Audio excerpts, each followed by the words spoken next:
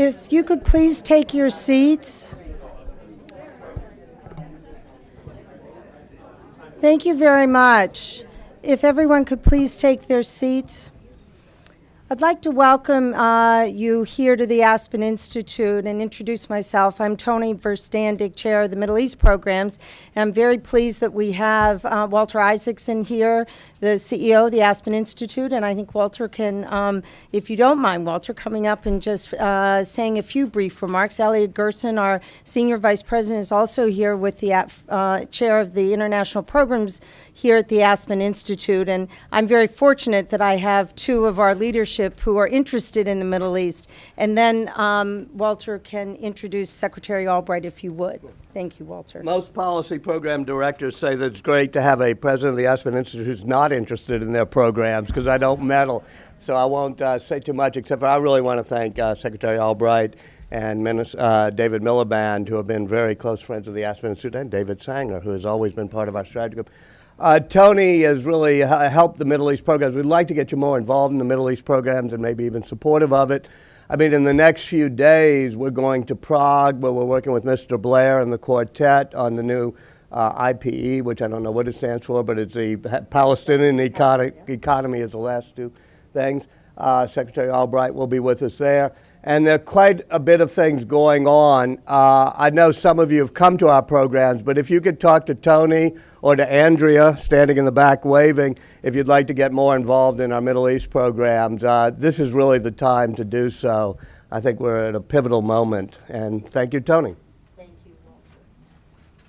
So I know everyone is very interested, as am I. We are very fortunate to have Secretary Albright join us today, David Miliband, Ambassador Alia Boran from the Hashemite Kingdom of Jordan, our Syrian representatives, the Syrian opposition, and David Sanger will be kicking off the first panel.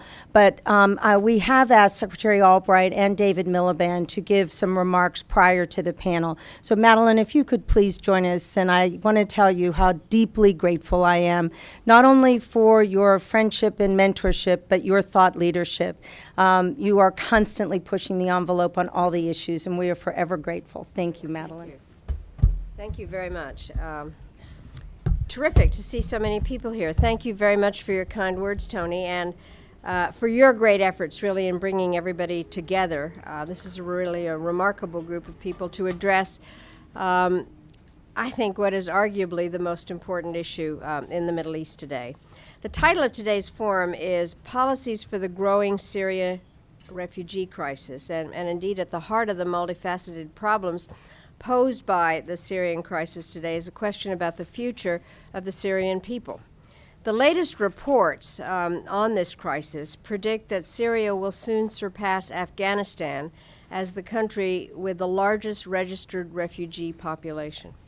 And this alarming crisis serves as a call for action for all of us as we gather to discuss action pathways for this growing emergency.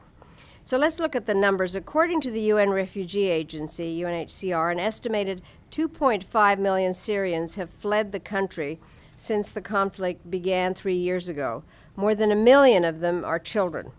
6.5 million have been displaced inside Syria, where thousands are trapped with no access to shelter, food, or medical care.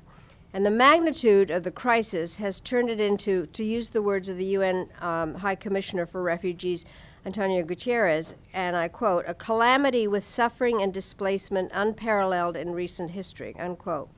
Syria's youth are now being referred to as the lost generation.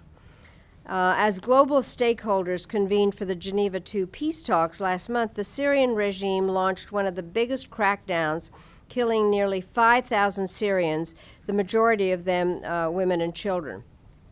Notwithstanding UN envoys Lakhdar Brahimi's fortitude and persistence, the talks ended in deadlock, and Secretary General Ban Ki-moon is now urging the regime in Damascus to come back to the table with more constructive positions. Given the lack of agreement and the continuation of battles on the ground, there's little confidence that another round of Geneva II will result in the end of violence. an agreement to a reference framework, or an urgent mobilization to respond to the humanitarian crisis. I am particularly stunned by the way food is being used as a weapon of war. The regime has not delivered on its promises to the U.S. and the international community to give up its chemical weapons, and despite a UN Security Council resolution forcing the Syrian regime to give up its stockpile of weapons, Syria has fallen behind in the timeline and hasn't presented an adequate plan to remove all chemical weapons from the country. So this is nothing new, shallow words from a shallow regime. What we're witnessing today in Syria, the Ukraine and beyond, is not a game of chess, as is often described by foreign policy analysts. Rather, I call it a game of billiards, pool, in which the inherent interests of various players are constantly changing. There are balls in the middle of the table. Somebody comes with a cue stick, hits the ball in order to get it into a pocket on the other side, and invariably hits balls along the way. It is horizontal and dynamic, not two people sitting quietly plotting out their moves. The Russians view their strategic interests in Syria and Ukraine in a different way than the U.S. and the international community. So we need to be cognizant of that and create a robust toolbox that engages Russia in a way that helps us reach our desired outcomes. We successfully did that with the passing of a recent UN Security Council resolution facilitating cross-border access for Syrian people trapped in specific areas inside the country and calling for an end to the regime's barrel bombs. On the eve of the Sochi Olympics, Russian Foreign Minister Lavrov called on all warring parties around the world to observe a truce. Rather than a truce, the conflict in Syria escalated, and we're now faced with another aggression in Ukraine. Our response has to be clear and robust, and the U.S. supports the democratic aspirations of the Ukrainian people and have the right to choose their own future. In the same way, we support the right of the Syrian people to a democratic and inclusive post-Assad Syria. We have a moral obligation to bring all partners to the table to find a solution and stop uprooting the Syrian people. We have to continue to work with our EU allies to get refugees in Syria out of harm's way and offer them basic human needs, shelter, food, and medical aid. With more than a quarter of the population displaced, we must act immediately and create a long-term strategy for dealing with this burgeoning crisis. Absent a comprehensive long-term strategy that engages international and regional stakeholders, our efforts will fall short of bringing peace and relief to the region's most hostile areas. This is not a Syria problem. Let's remind ourselves that this is a regional conflict that is being played out in Syria. The continuous influx of refugees in the region is destabilizing the Middle East region and threatening international security. Lebanon, Jordan, Turkey, and Egypt are struggling to shield their countries from further conflict and mitigate the impact of the inflow of refugees on their economies.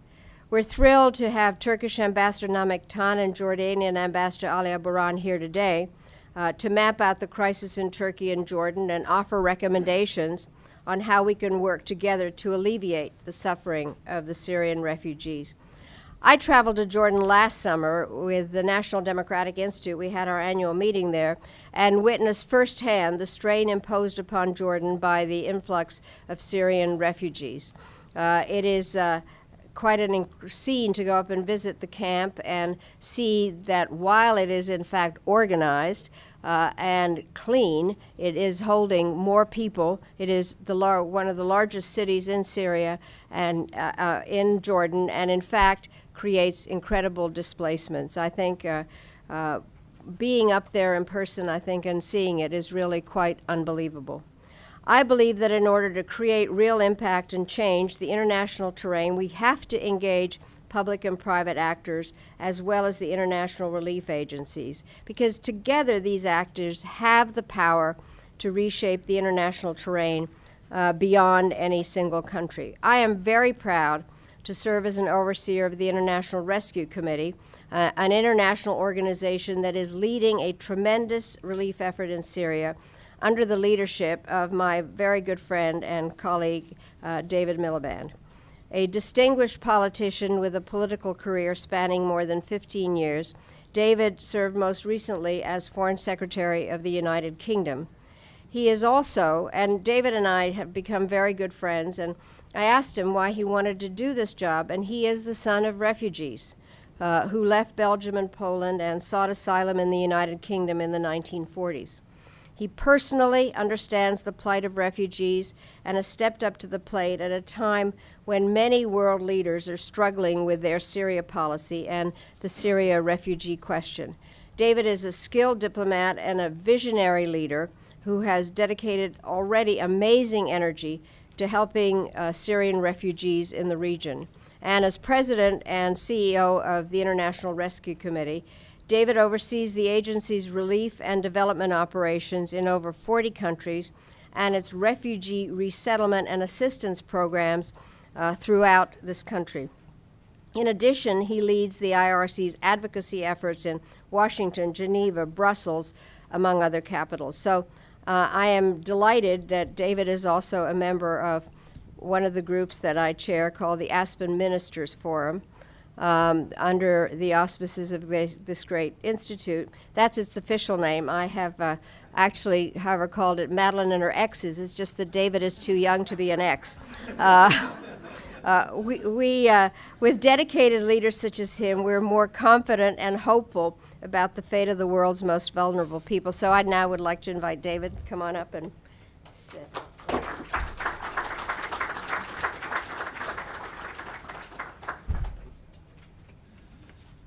Well, Madam Secretary, Excellencies, ladies and gentlemen, it's a huge privilege for me and for the IRC to be represented at this event today, and I'm really looking forward to the discussion and the dialogue that we're going to have over the next hour and a half or so. I want to rehearse some of the work that we're doing, some of the issues that we're confronting, some of the challenges that we face, some of the answers or responses that we are promoting. But I want to do that in a context, and I can sum up the context quite briskly, really. It is that the Syrian war at the moment is not merely a war that seems to be a war without end. It's not just that it seems to be a war without limit, but that it also, to us on the ground, appears to be a war without law.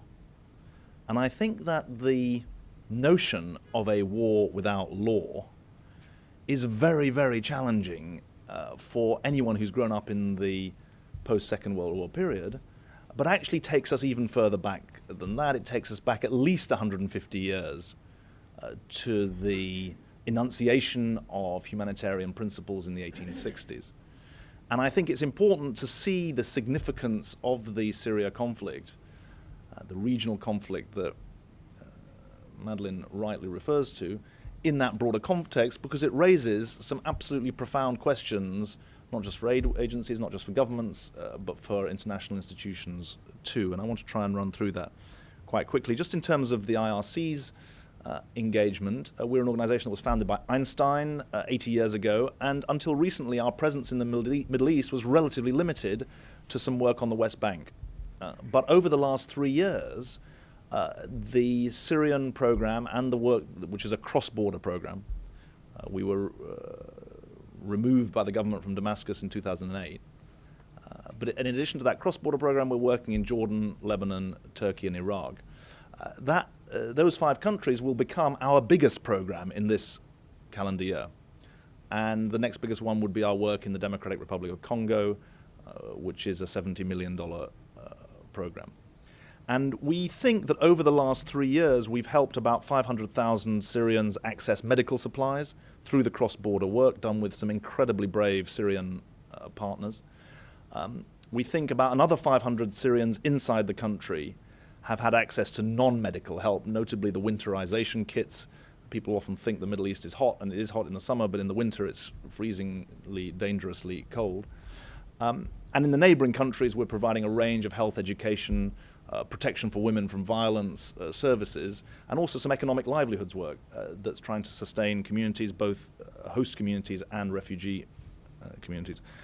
And the first point I want to make is that while I am very, very proud of the work that we're doing and extraordinarily impressed by the efforts of our own staff and our beneficiaries, we have to recognize that that work pales in when it's put side by side with the scale of the crisis. The 9 million people that Madeleine rightly referred to, 3 million, up to 3 million displaced into neighboring countries, another 6 million inside Syria. Sometimes the big numbers can occlude rather than expose. The figure that sticks in my mind is that 1,500 children have been assassinated by snipers or after torture in jails. And it's almost a smaller number. That's maybe because it's more comprehensible, you can almost imagine 1,500 people, whereas 9 million is very hard to see. So the scale of the crisis makes the humanitarian effort pale. Secondly, I think the nature of the brutality is worth understanding and dwelling on. And this speaks to the idea of a war without law. The targeting of civilians, tragically, has happened before. And Madeleine will remember well Sarajevo, snipers in Sarajevo. But the way in which civilians have been targeted, most recently by barrel bombs, but let's not forget also by chemical weapons, repeatedly by chemical weapons, is an abuse that I think many people thought war would not be tolerated in the modern world. The denial of supplies, the use of food as a weapon of war. And Aleppo, let's remember, it's one of the great world cities. It's a city, I think, of 4.5 million people. It's a besieged as well as a divided city today. And I think it's also important, the nature of the brutality, the restrictions on the UN, and the UN recognized in Damascus, but severely limited in what it can do outside government areas.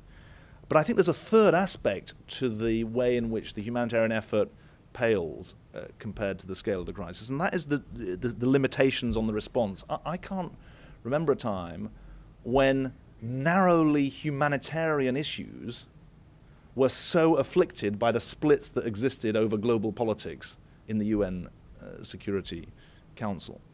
I can't remember a time when UN appeals have been so underfunded.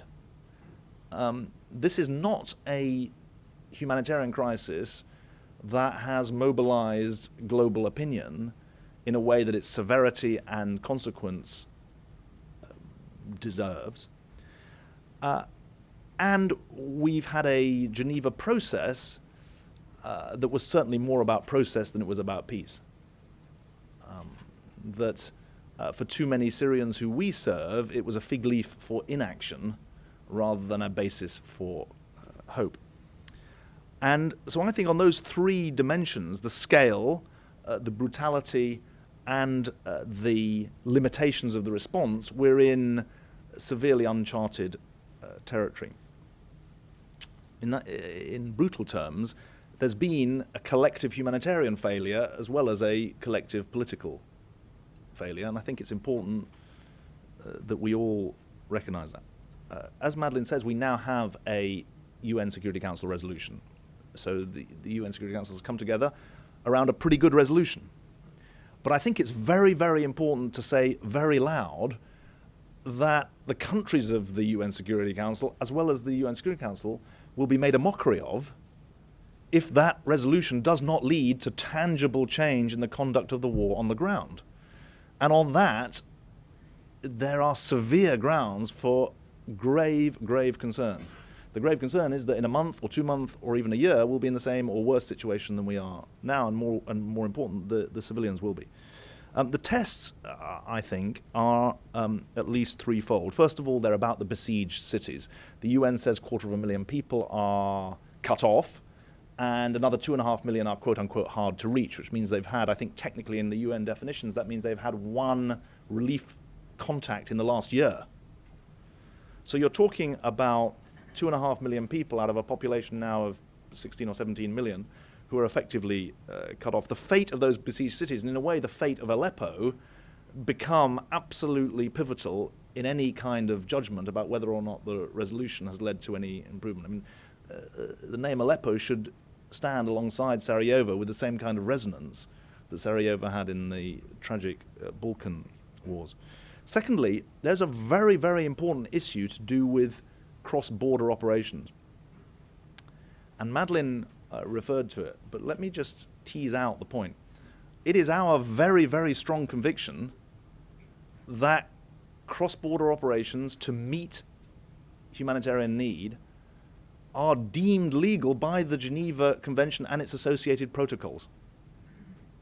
The passage of a UN Security Council resolution supporting it may be symbolically important, but it is not necessary. We don't want to get into a world, we mustn't go back to a world where you need a UN Security Council resolution in order to do cross-border work to address humanitarian emergency, because the Geneva Protocols were written to facilitate that. We can't afford to go back to a situation where cross-border work is held hostage by the absence of passage of a UN Security Council resolution. And the third test is about the rules of war and whether or not international humanitarian law means something in the 21st century and whether there is accountability for those who are conducting the war on all sides.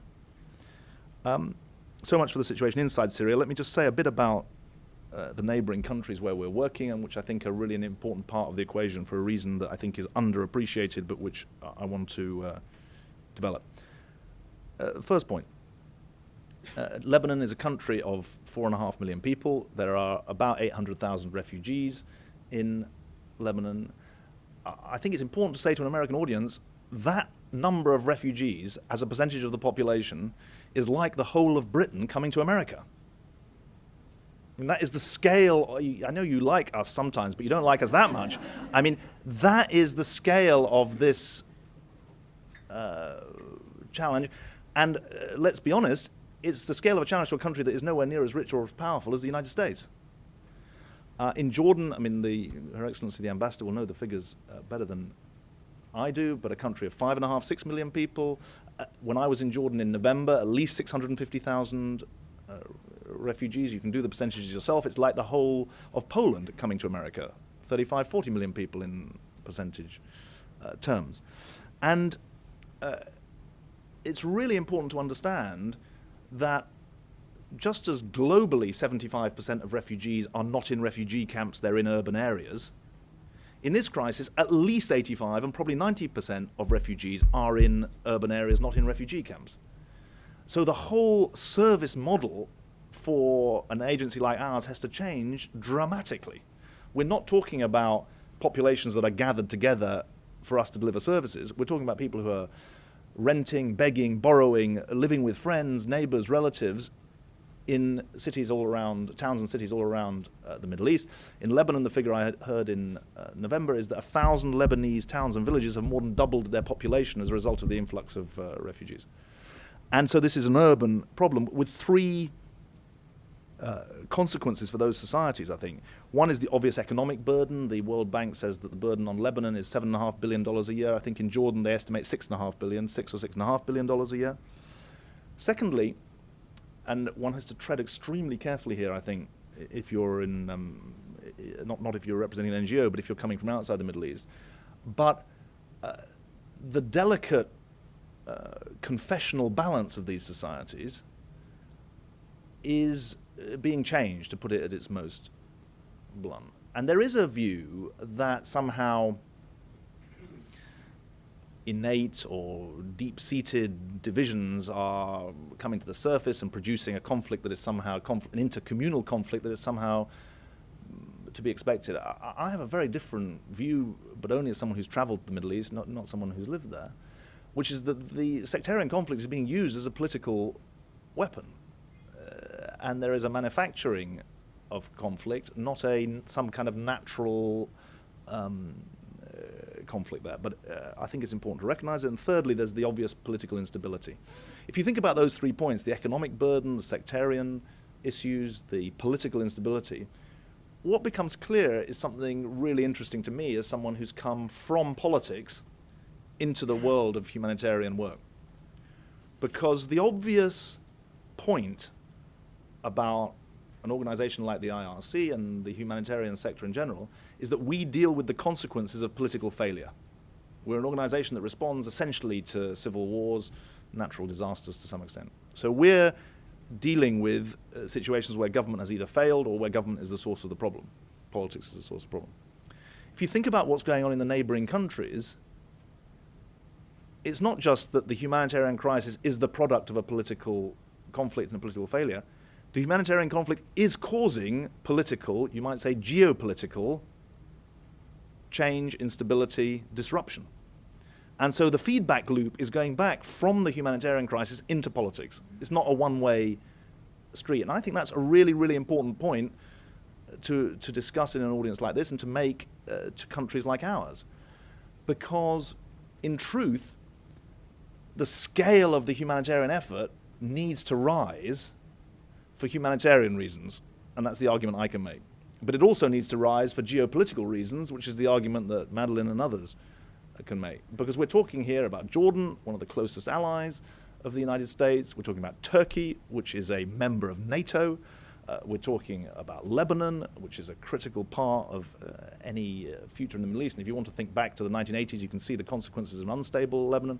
And Iraq, which has its own recent history deeply intertwined with ours. So I do believe that this is a defining crisis in the same way that the terrible crises of the 1990s, whether in Rwanda or in the Balkans, were defining for that generation. It's defining at the moment in the wrong way, in an unhappy and in the wrong sense. And at every stage over the last 3 years, the options have got worse, not better.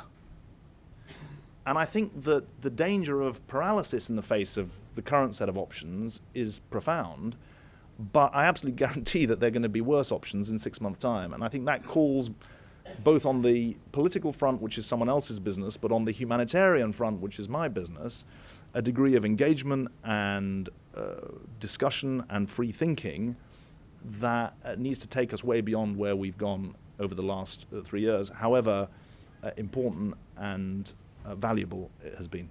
So thank you very, very much indeed.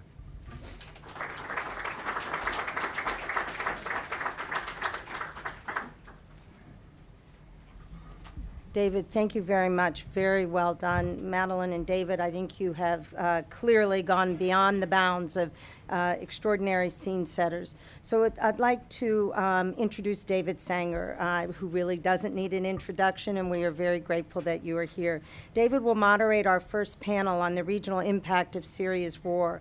David, as you all know, is well known to many of us, especially here at the Aspen Institute. He's the chief Washington correspondent in the New York Times. He's reported from New York, Tokyo, and Washington, covering a wide variety of issues surrounding foreign policy, globalization, nuclear proliferation, and Asian affairs. And yes, he does tiptoe into the Middle East quite often, and we have been very privileged to engage with David over a very long period of time. David's one of the most perceptive experts on foreign policy towards the Middle East and has written extensively on Syria.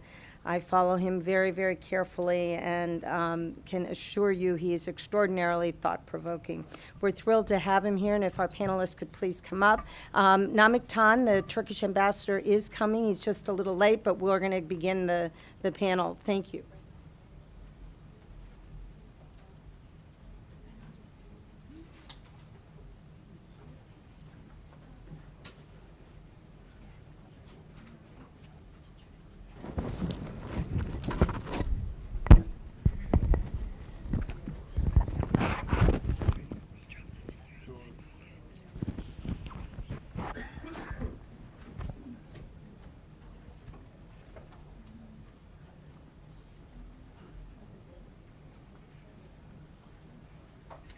That's great.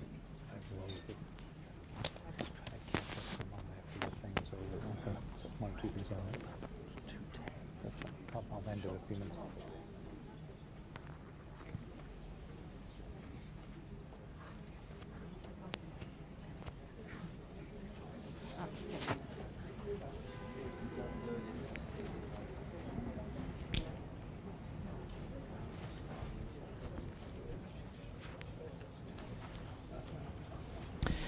Well, thank you very much, and thank you all for coming today. I'm David Sanger from the New York Times, and we've already had the honor to hear from David Miliband, and I'll introduce the rest of the panel members. I want to thank you all for being here, and thank the Aspen Institute for once again putting on a program that is right on the most important issues of the day.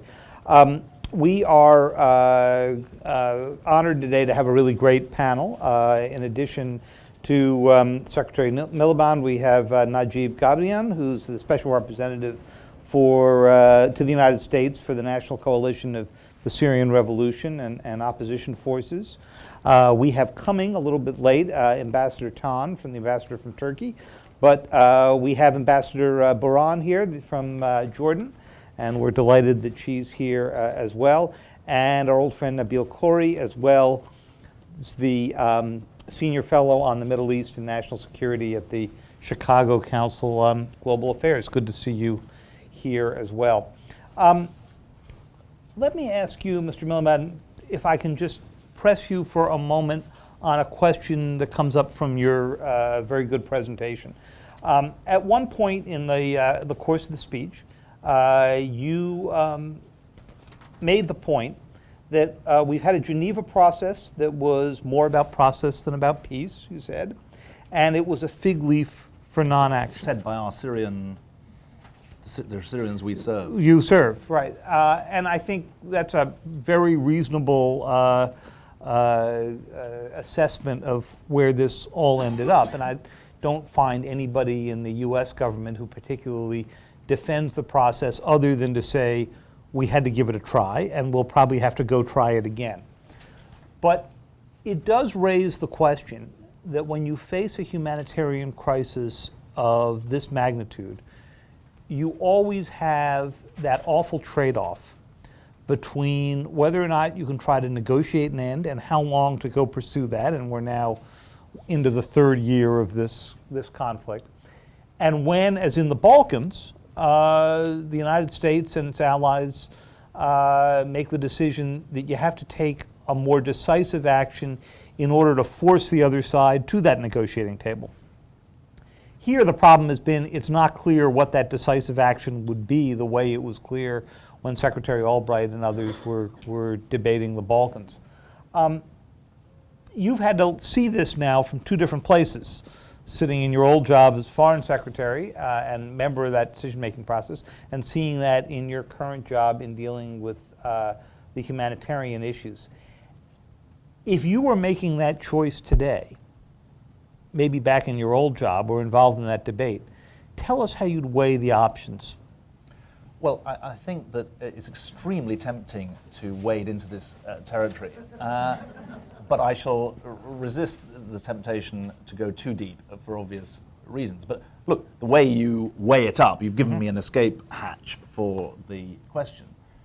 The way you always a reporter's mistake. I should always never a do mistake. that. You just saved me in the last clause by saying how would you weigh up. Look, the most important thing, I think I can say this, you've got to weigh up the consequences of action against the consequences of inaction. And it's much harder to weigh the consequences of inaction than the consequences of action.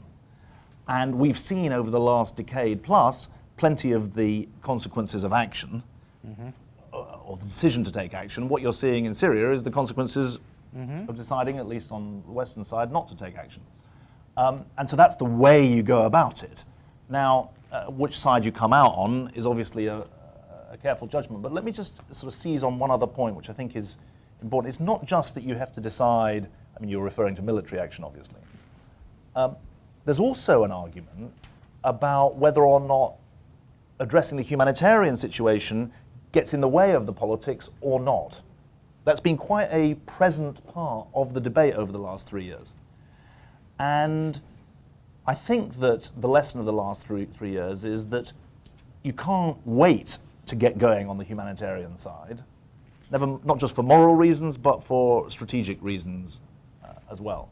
And I think that that is an important lesson, that playing catch up on the humanitarian side is very, very difficult indeed, and it's catch up that we're playing now. You make a very good point when you say, and I'm going to ask each of the other panelists this question as well. We saw for the past decade the consequences of action, and some might say in Iraq of action that the country came later to reconsider, at least this country did, and certainly there are a lot of questions in Britain as well.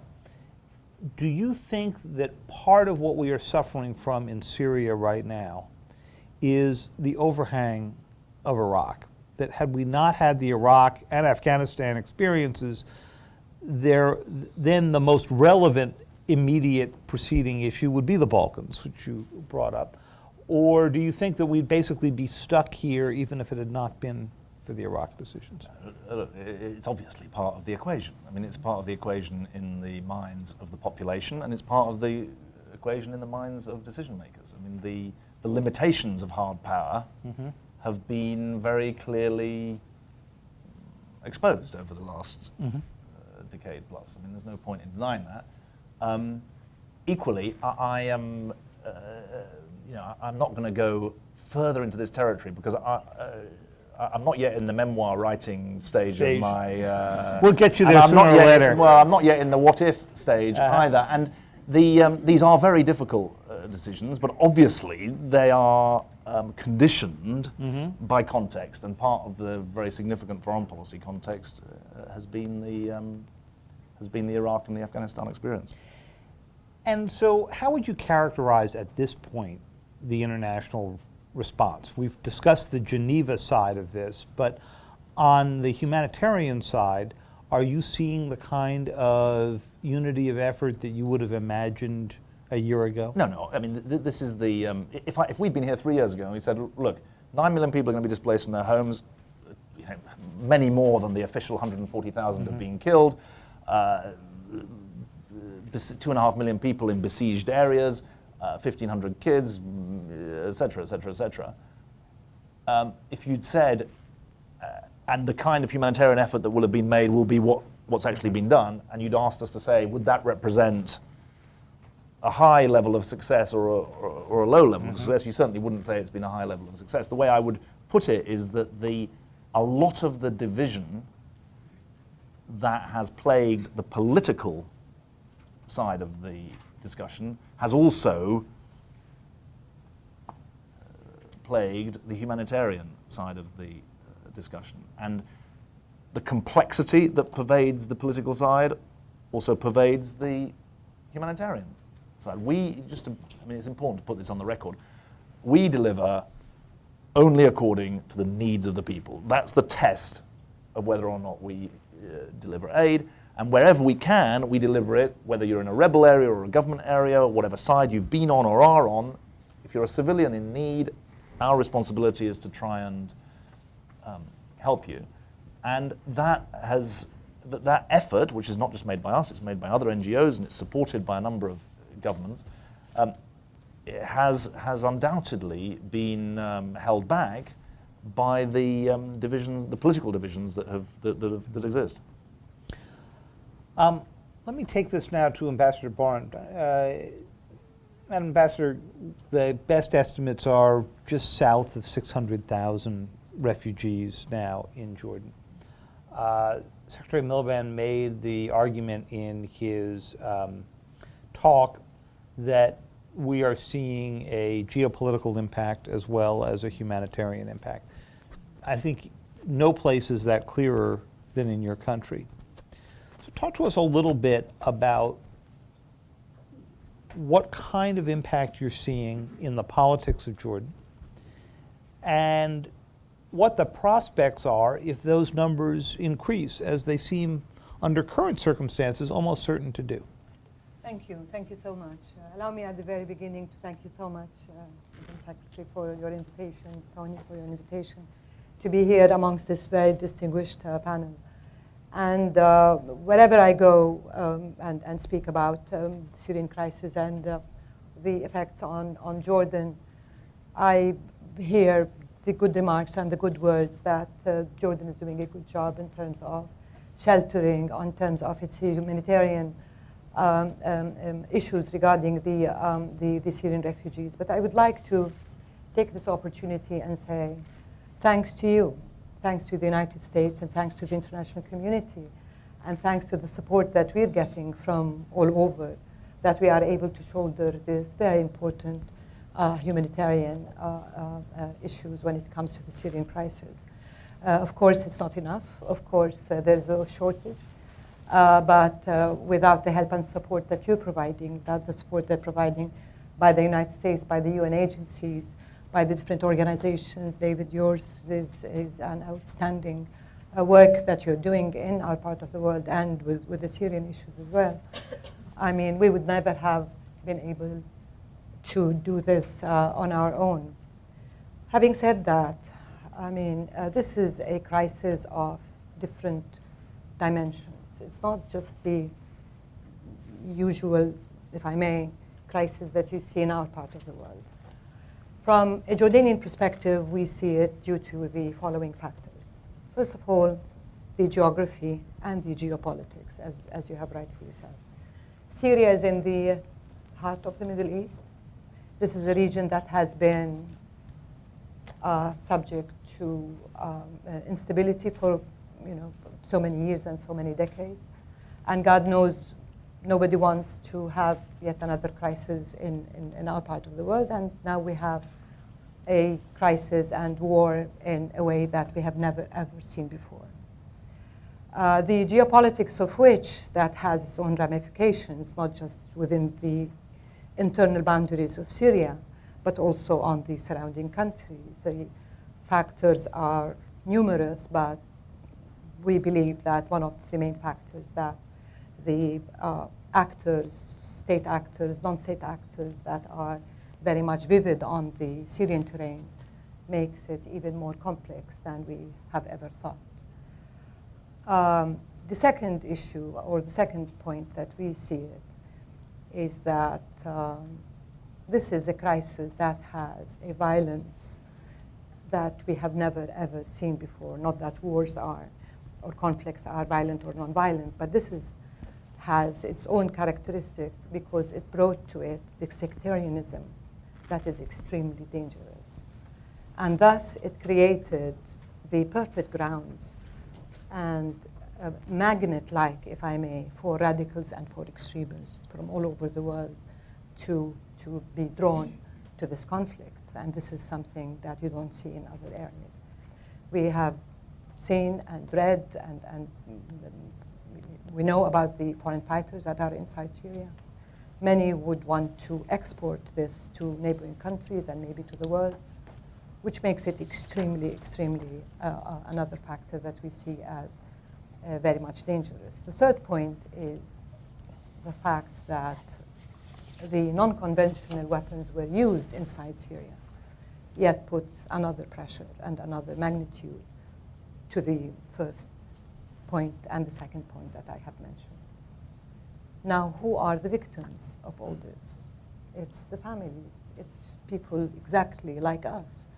It's the mothers and the fathers and the grandparents and the grandchildren and families with plans and children with aspirations and hope. And those are the people that we see in Jordan. Those are the people that you have seen. Excuse me, could you talk a little louder? We can't hear you back here.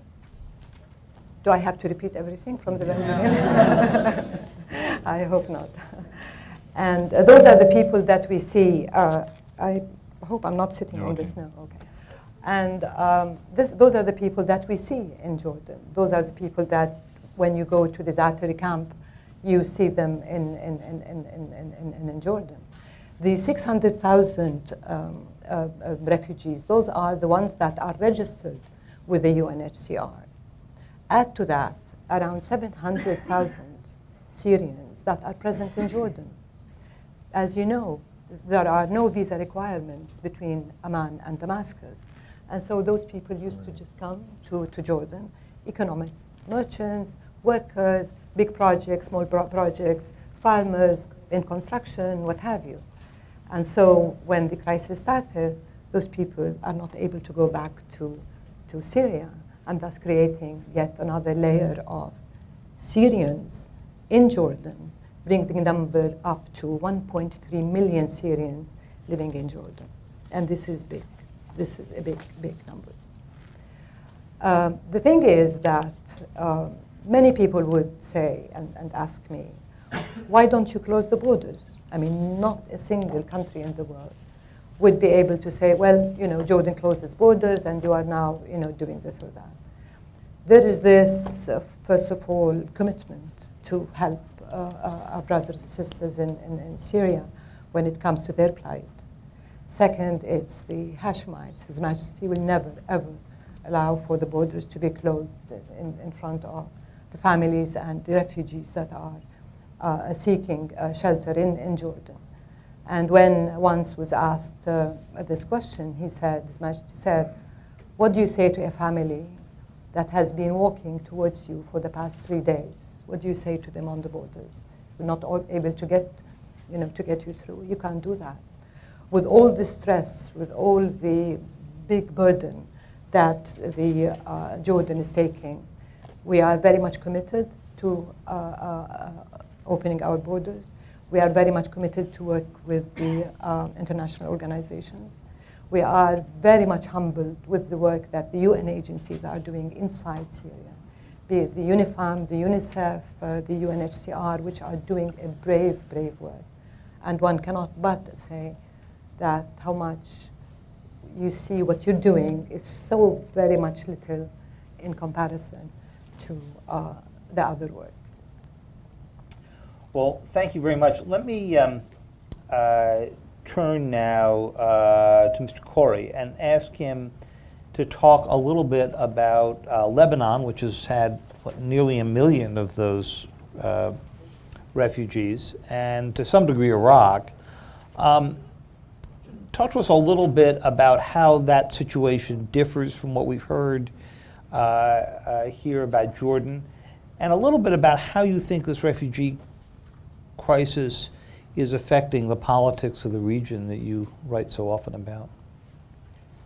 I think the main thing about Lebanon is that this is a stark case of where the state system has already broken down. We were talking 3 years ago about weighing the consequences of action versus inaction. Some of us were warning about the consequences of a spillover from Syria. This is no longer where we are. The spillover has happened. The humanitarian spillover, the hemorrhaging has happened, is happening, will continue to happen. This is a case of macabre proportions. And the war shows no sign of abating, even if it were to end today, this year, or next. And there are no signs that it will end this year or next. The reconstruction in Syria alone will take years. Therefore, the refugees who continue to pour in at the rate of thousands each week will continue to pour in, will not be able to return. And the humanitarian suffering will continue. So this is a progression. The other thing is that this is a dynamic situation. You're pouring this into a country whose infrastructure continues to suffer from 15 years of bloody civil war. Lebanon began to recover, took 10 years of reconstruction before it was hit by the 2005 murder of Rafiq Hariri, followed by the 2006 war with Israel, which devastated much of what was reconstructed. The infrastructure of Lebanon in terms of electricity, health services, very basic other services, are still suffering and are still being reconstructed as the flow of Syrian refugees comes in. If I just give you an example, and I've been back once a year every year for the past 10 at least, the whir of these generators is not just on every balcony in every city, but even in these beautiful villages, the ugly wires from generators is everywhere. Because in every city, in every village, there are electricity cuts from 3 to 6 hours to 12 hours a day. Now add the thousands of refugees who are pouring in, and as was said earlier, this is not in isolated refugee camps. These people are being taken in. 70% of them are living in homes, and 30% are living in are living in unfinished homes and shacks. And so all this means demands on water, on electricity, on non-existent sanitation in many places. So the impact on health is unbelievable, and this builds up. This is just on the humanitarian level. Now, on the political level already, the state of Lebanon has been disintegrating. And given the fact that big decisions in Lebanon are either taken by consensus or they're not taken at all, on the Syria war, there is no consensus. Therefore, there is no decision. And the parties in Lebanon are taking matters into their own hands. So when Israel strikes somewhere, it is not the state of Lebanon that decides. It is Hezbollah that says, we will choose the time and manner in which we will respond. It's not the state, it's not the people of Lebanon that get together and decide. It is a non-state organization that takes matters into its own hands. And that's the way it is in Lebanon. So the state system has broken down in Syria, it has broken down in Lebanon, and it has broken down in Iraq. The border between Syria and Iraq is non-existent for all intents and purposes. And I just came back from Iraq, and the irony there is with the problems, the Islamic State in Iraq and Syria, which is causing problems all over Iraq now, not just in Ramadi, but the Maliki is moving his troops to surround cities where he has these militias, but he also has, by the way, his Sunni political opposition. He's not moving his troops to block the borders and stop people from pouring in, meaning militias that are coming in against him. He's surrounding cities, leaving the border open for militias that come in from both sides and move in both directions. And that is deliberately because some of those militias, it is to his advantage for them to move. And that means that the state is not acting as a normal state would act. You have an axis of power in the region that is backed by the state of Iran and backed by Russia, but it is full of militias. It is not an axis of states. Well, thank you. Let me turn to you, Mr. Gabon, to give us not only a Syrian perspective here, but to ask you a version of the same question that I started with Mr. Miliband. If you asked the Obama administration or its major allies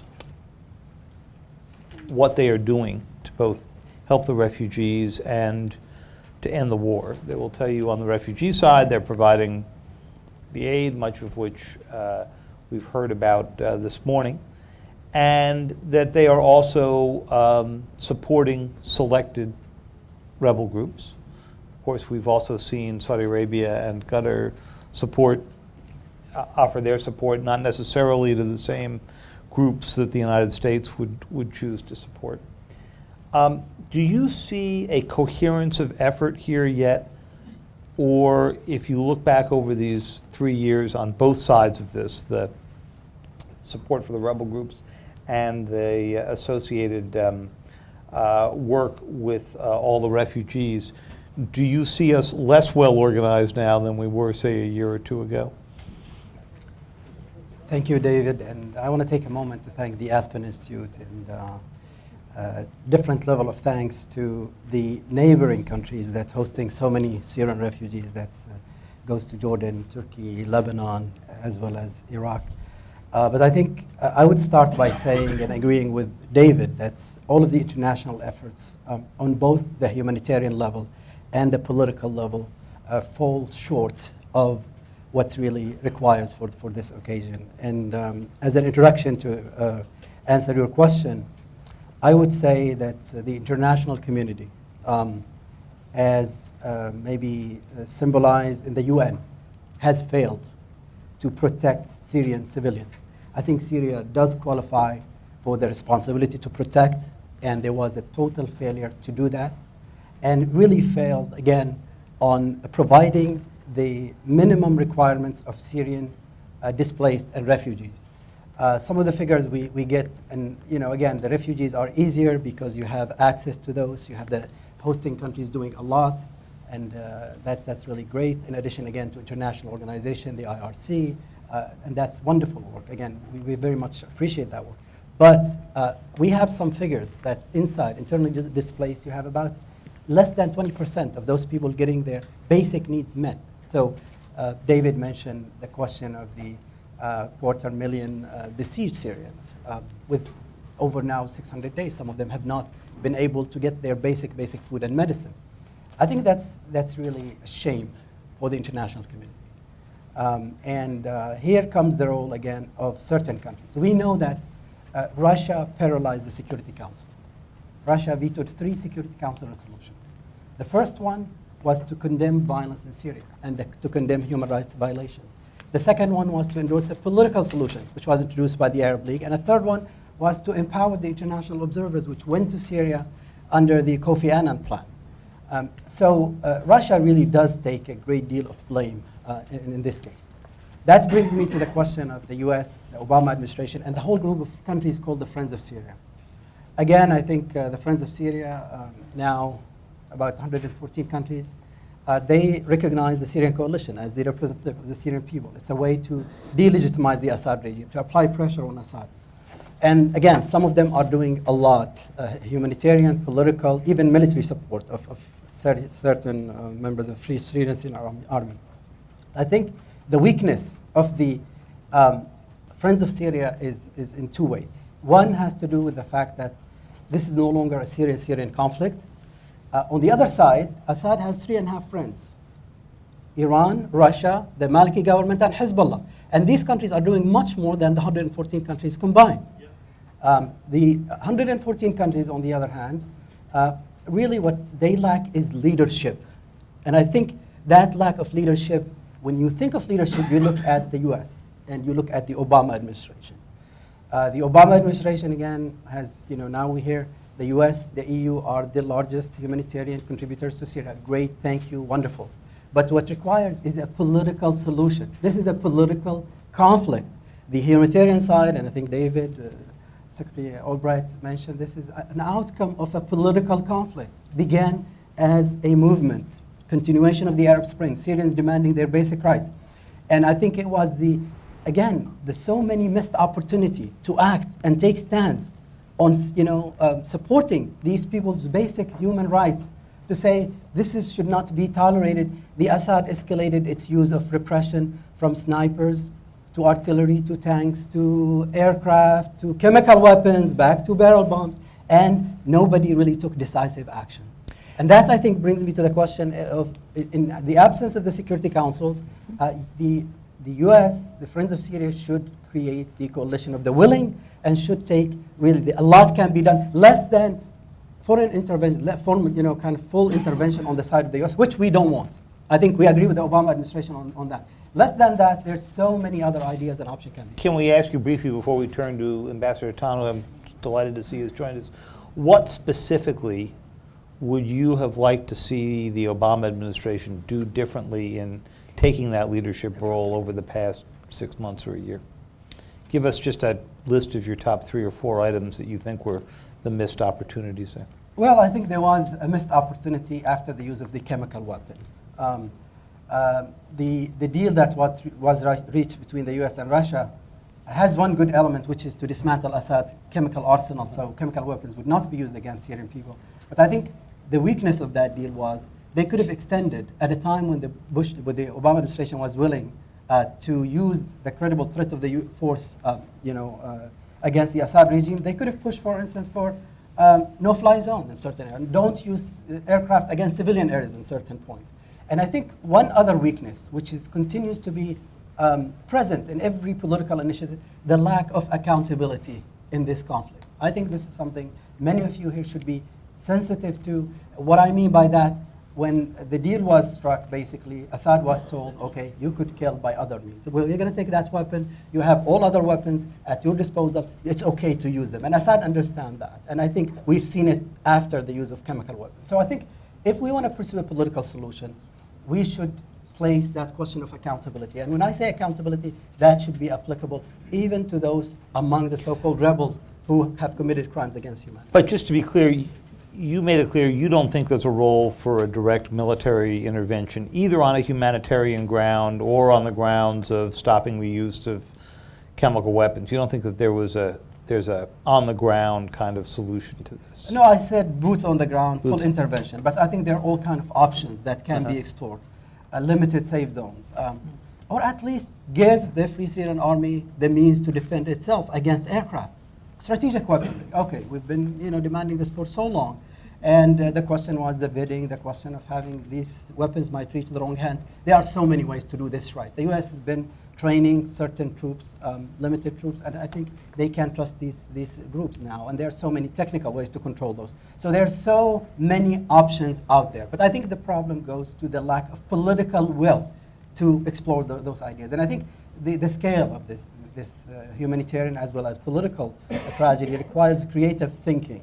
The good news is the U.S. is not alone. This is not Iraq. I think when many Americans think about another U.S. intervention, they think Iraq. No, this is more of Bosnia. This is more of really the good cases, the Kuwait maybe, when the U.S. went and created that alliance.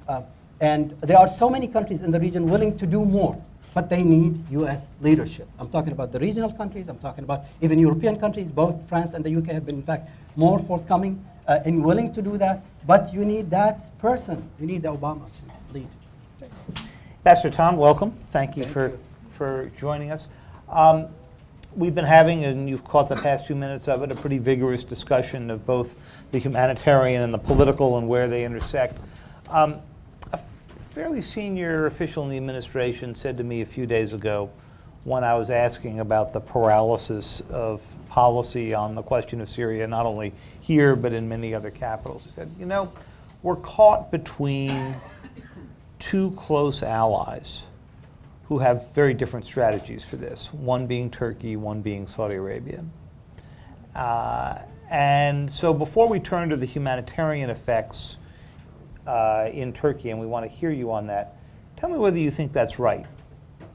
Tell me whether you think the U.S. paralysis to some degree, or the rest of the world's, is in fact because the neighboring states have had such different visions here of how one resolves the Syrian crisis.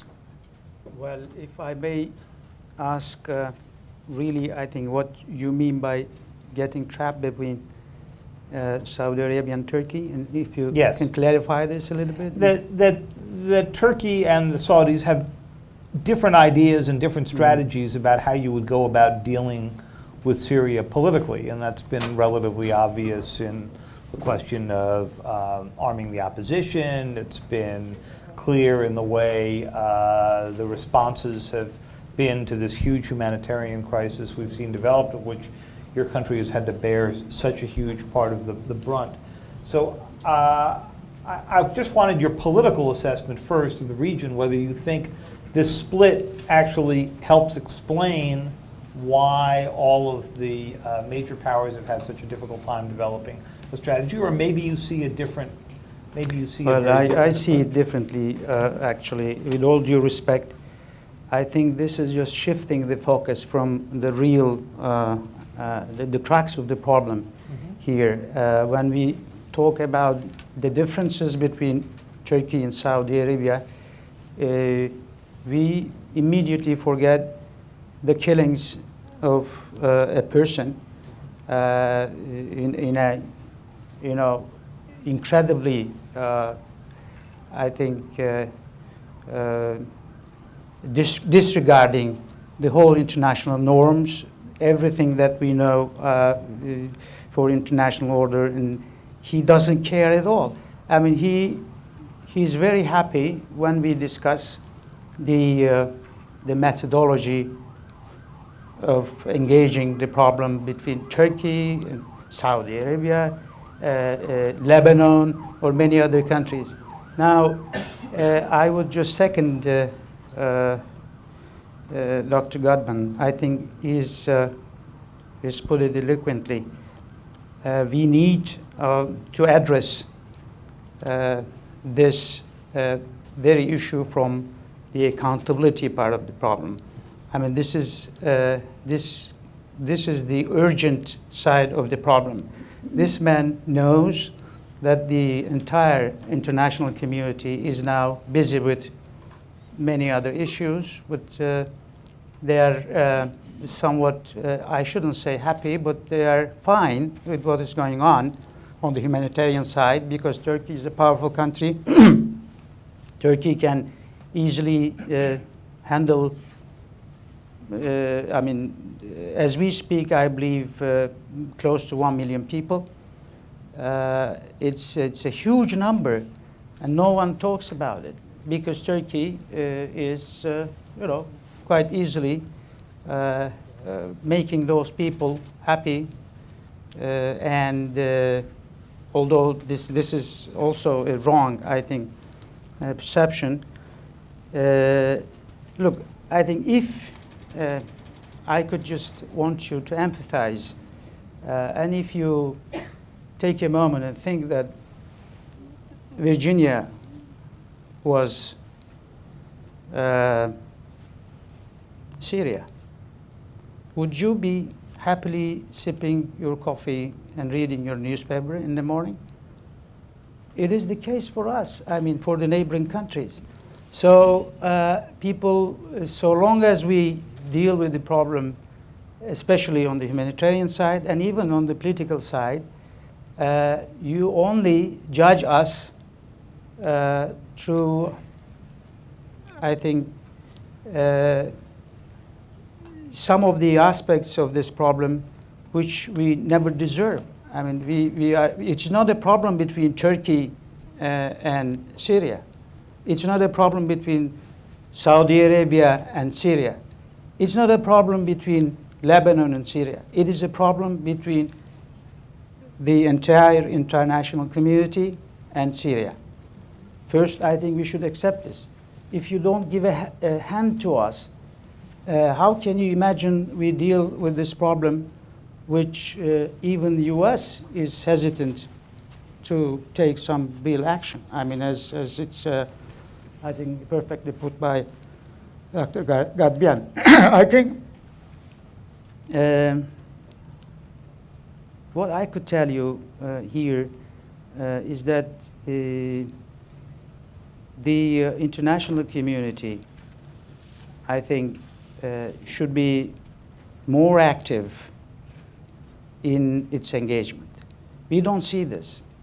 We don't see this. I mean, if you even look at the humanitarian side of the problem, we have now spent until now $2.5 billion US from our own budget without any help from anybody.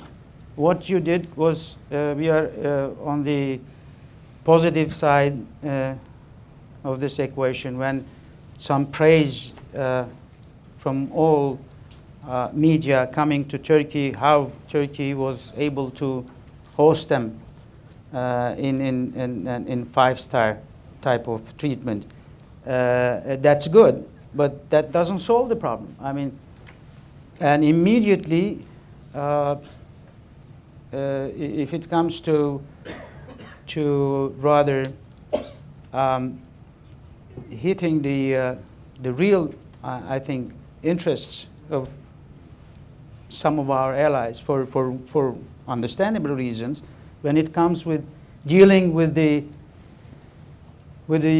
not the refugees, but the militants and the terrorists and the Al-Qaeda ISID and others who are actively, I think, working there in Syria, then Turkey is criticized. The source countries, I mean, those people are coming from outside into Syria. What are the source countries doing? Just can you tell me?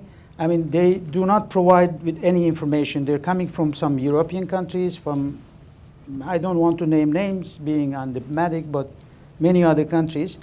And there is no information. Turkey is a democratic country. We have been receiving more than 30 million tourists each and every year. So how can you imagine us and asking people when all those refugees coming to our borders and they say, well, we are in dire straits, we're going to get killed, and please accept us, and we'll say, no, sorry, just take your identification card and show us and prove us whether you're a good person or bad person. This is not possible. So we take all of them, and some of them are really, I think, being a real liability first to us. Will you talk a little bit about that, what the effect Yeah. has been inside Turkey, the always complex politics of Turkey as well, but how this has made it more Well, complicated? the terrorism part of it, right? I think that's what you're asking? No, I'm asking about just what it has done to the internal stability of Turkey. I think this is not the subject of discussion here. No, but what I'm trying to get at is you've got a huge refugee presence. Yes. And you've suggested along the way that one of your concerns, of course, is people Yeah, moving I mean, across the it's- border who are extremists and coming back. Well, this has become a national security problem. That's what I'm trying to get This you to is discuss. this yeah. is what it is. I mean, when you get all those people, you need to take care of their health, education, social needs, many other, I think, services that should be provided to those people. And one of them even recently was asked a question in one of the, I think, refugee camps, which was praised by New York Times lately. They said, we are wonderfully treated here, and we're thankful to the Turkish government, but this is, we don't like to be here. I mean, we want to go back to our own country. So it's not a matter of treatment, them, even. I think, look, I think now we should not talk about what we should have done. We should immediately try to, I think, put out a political strategy as early as possible, which is not there yet, because we will be dealing with this problem, I'm afraid, in the coming decade. So we will be bearing, and we will be having the whole heat of this problem, since we have this long border, and all other neighboring countries, but Turkey most. And this country, meaning Turkey, is a democratic country. So it's not easy. It's not easy to deal with some people who have no boundaries in their own life, no way of putting them accountable. So I believe, again, with all due respect, I think we need the leadership of U.S., and that's for sure. And when you say this, all our American counterparts come out and say, "What do you mean by this leadership?" Okay, that's the question. What do you mean by this? We have had and we are having many different problems all over the world. So we were never asked whether the quality of the American leadership should be this way or that way. U.S. did take the initiative and did whatever necessary. So I believe Before we you would open up know the questions, answer. let me just pursue that since you raised it and just ask you if you could just tick off 2 or 3 things that you think American leadership could deliver now in the next few months. Well, I think maybe you have discussed this already, but leadership is not just putting troops, and don't get scared about this. I think, and we don't want even any troops involvement in this difficult situation. But in the UN, I mean, UN, who are the permanent members of the UN Security Council? We are not there, but you are. I mean, as the United States, I think U.S. Could do more. I mean, I think U.S. could do more. U.S. could do more in mobilizing the other countries for humanitarian aspect of the problem, for dealing with the humanitarian aspect of the problem. And now we spend $2.5 billion, but we've got about 169 million from international agencies, UN included. So this is even very telling. I mean, U.S. could do more in this, as I think. Well, we have about 20 minutes to open this up to questions. Do we have microphones for the people who, or are we just going to stand and do our best right here? We do have microphones. Okay, great. So we will start with the gentleman right back here with his hand up. Thank you very much. My name is Mohammed Al Abdullah. I'm a Syrian refugee in the US. I'm the director of Syria Justice and Accountability Center. I want to thank all of you. I cannot thank you enough, Najib, about this clear statement about the US shameful inaction in Syria. I have a couple of questions, but first I want to mention a report we just launched last year that examined the topics of accountability of refugees or IDPs and of sexual and gender-based violence victims. The main concern of refugees, as Nabil made it clear, where to go. We don't have places to go. Our lands is destroyed, and this will take years of reconstructing Syria. And this is not 3 or 4 years or end of conflict issue. It's going to go more and more. I have a couple of questions to Secretary Miliband on the Daily Telegraph, if I remember, said 80% of the UN money or aid going in Syria is going through the through the Syrian government agencies and going to pro-Assad areas it's not in need for humanitarian assistance. So there's a corruption aspect or mismanagement aspect in the UN for the humanitarian aid. That not necessarily all the humanitarian groups doing this, but how to facilitate access without going more through the Syrian government, the official government. And the second comment is what the US can do more. The US and the international community can take more refugees. Look on the Homeland Security website, 39 Syrian refugees only last year. This is a shame. This is just a shame. And when the UK did a great thing, they announced 5,000 Syrian refugees to be taken, mainly victims, women, children, victims of torture, and survivors of violence and torture. This needs to be increased. Not that we like to live refugees. I'm not happy being a refugee here. I would love to go back to my family in Syria. But this is a crisis, and we're living it. And that's the problem here. And I think 2 questions is about as much as the Thank you. system can take. So I don't recognize that 80% figure that you quoted, and not least because of the amount that's going in cross-border. And I think the two responses to your first question are, one, there needs to be much more effective cross-conflict line access, and there needs to be much more proactive cross-border efforts. And the two have to go together. The UN's important in that. I think the UN has quite a lot of diligence in the way that it's delivering in some of the government-held areas, but it's heavily circumscribed into those government-held areas. That's why you've got the besieged cities. That's why the besieged cities are the test. And when it comes to those cross-border and cross-line issues, I really want to draw people's attention to the fact that one significant part of the UN resolution that was passed was the requirement on reporting back to the Council every 30 days. It's absolutely essential that there is real attention and pressure on those monthly reports, because that is where the judge and jury of the votes that were cast at the Security Council needs to be made. Just very briefly on your wider point about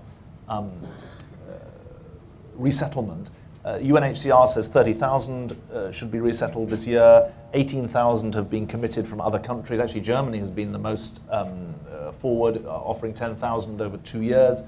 We've been calling for the US to raise its annual limit on resettlement by 12,000 to make up the difference between 18,000 and 30,000. One very small point, or it may seem small, but I think it's important. In the context of 9 million, 30,000 may seem very small, and of course it is.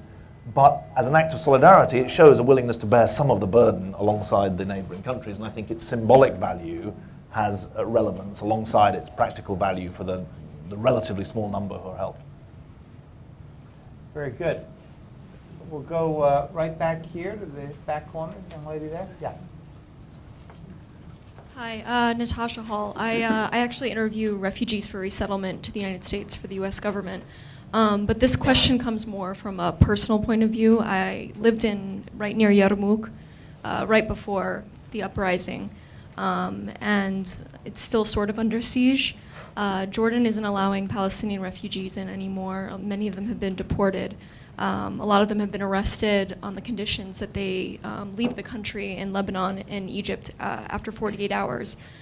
So my question is a different mandate for Palestinian refugees. We had this problem in Iraq and in Libya with tens of thousands, and now it's hundreds of thousands. Is there any view to changing the mandate to UNHCR so that they have some kind of protection mandate for this population? Thank you. Well, if I may, I can assure you that Jordan is committed to keep its borders open. We are very much committed to, of course, give access to the refugees that are in need to cross our borders. And we definitely do not have any kind of segregation when it comes to nationality, ethnicity, or what have you, I can assure you. After receiving 600,000 refugees, I think we are extremely credible when we say that we are very much committed to this cause. Having said that, there were some cases, very, very remote incidents, where Jordan opted to apologize, if I may, from receiving a couple of refugees here and there. And this goes back to some of the assessments that came from Jordan. But I can assure you that it is extremely minimal. And the majority, 99.9% of the refugees that are seeking shelter in Jordan are being admitted every day. Now, as we speak... That's not true. No, That's not true. Well, I have my brother being deported from Jordan to Turkey. With all of my respect to you. Well, I can assure you that this is not the policy of the government of Jordan. I mean, looking at the history of Jordan and us opening our borders for the different refugees that sought shelter and stability in Jordan, I can assure you that this is something, maybe it has to do with certain cases that are isolated, but this is not the policy of the Hashemite. Okay, we're going to go right over here. Yeah. Sir? Yeah. Hi, Brian Daves from Yeshiva University. This is directed both to Secretary Miliband but to the rest on the panel. Is the problem as much a problem of having institutional mechanisms for response, the brokenness of the UN Security Council in this case for handling both the political side as well as the refugee side, or is it simply just a matter of a lack of political will and that the brokenness of the UN Security Council is not necessarily a convenient, but that it provides a cover for not necessarily wanting to take action? And if there is political will, what is the mechanism through which it should take place, either on the political side or on the refugee side? And I think, briefly, because I know more people want to ask questions, I think there is a lot of political will on the humanitarian side, but there are A, a very large number of competing priorities for time and attention, B, the complexity of the increasing complexity of the situation on the ground is an inhibitor on action. C, the divisions in the Security Council are both cause and consequence of the difficulties. So I don't think this is. I don't think one should cast a sort of ad hominem allegation about this. There's will, but there's competition, and that's, I think, what is inhibiting this. And I think it is relevant for those. We're interested in the future of the Middle East.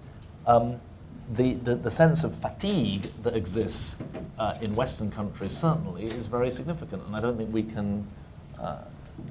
I don't think we can ignore that completely. Just final point. Leadership from the West is important. Leadership within the Arab world is also very important too. And I think it's important that one says that. I mean, I don't know how many Aspen seminars have been about the multipolar world, but many, many, many, many.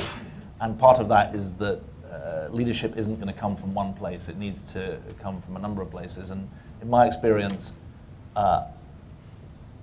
calling for leadership by others is one thing. If you're offering leadership, you're likely to be emulated. And I think that's the way to go. Mr. Corey, did you want to jump in on that now? There is a serious problem here with the UN, obviously, has every intention and has been spending lots of money and risking the lives of workers on the ground to help the internally displaced people and the people who are trapped in cities like Homs and Aleppo. But the irony of asking the person who is dropping barrel bombs on high-rise buildings and trapping people without food to give permission to get inside and rescue people. And oh, well, he's not giving us permission, so we don't go in. And obviously you need the permission of the UNSC to go in with force. And the Russians will use their veto and won't allow such a resolution.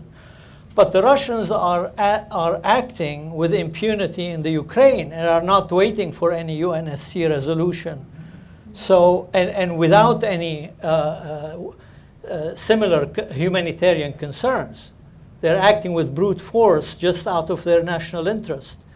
And the West has every humanitarian interest and concern and are not acting. I think there is every reason to use force to liberate and rescue people in Syria.